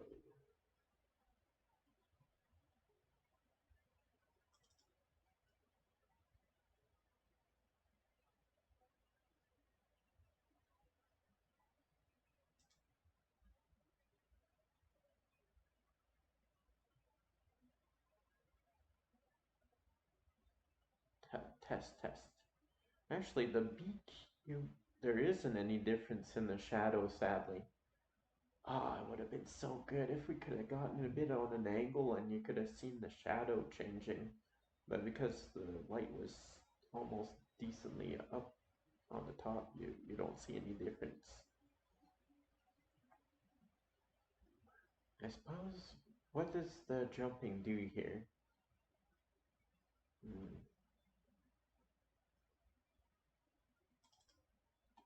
Actually, we're gonna, instead of going through the window capture,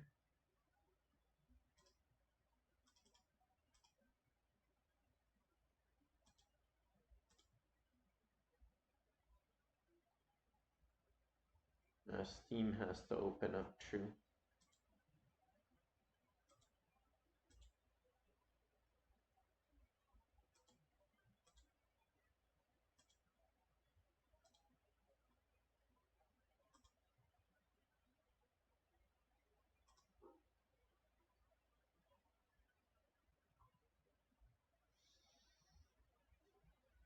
Anytime now.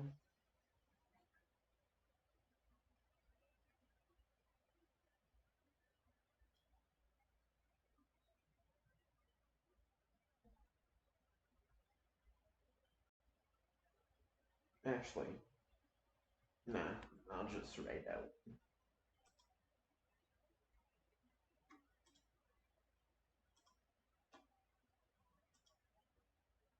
Yeah, I'll just rate it. Alright, have a good time zone.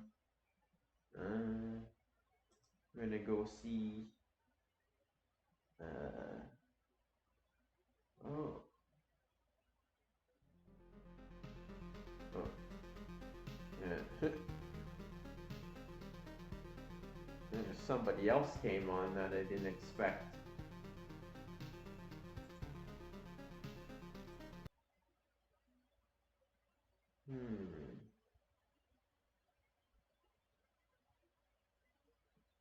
we're gonna go see Luna Pasu. She's a VTuber. She's high energy. She's a little cute kitty cat thing.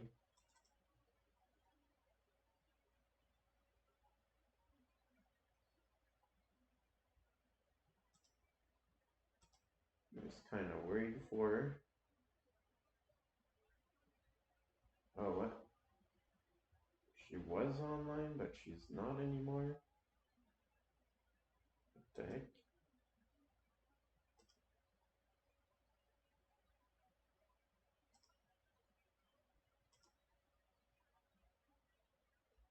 Oh, she must have finished 5 minutes ago and I missed it. Huh. Okay, well, we'll go see Miss Uki. What's she playing today? Resident Evil 8 DLC possibly later. She's doing Resident Evil 4 first playthrough.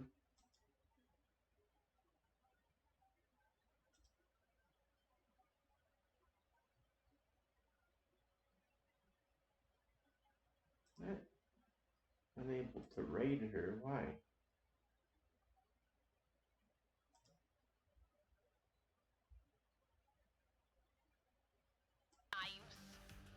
Lives can't be doing all the modding. Hey, Flame Girls, how you doing?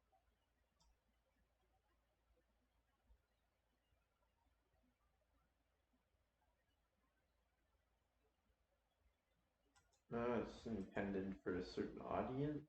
Is that why?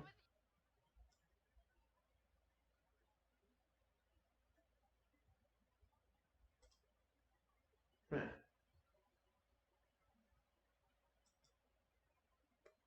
Weird.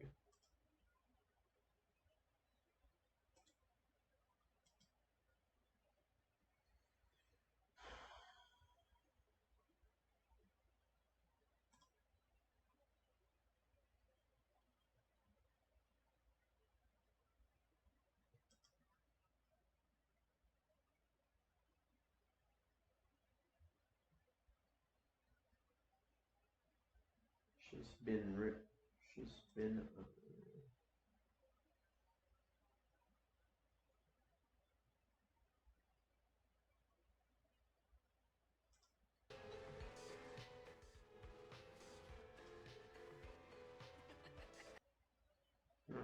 can't do it. Okay, well, we'll raid some other artist then.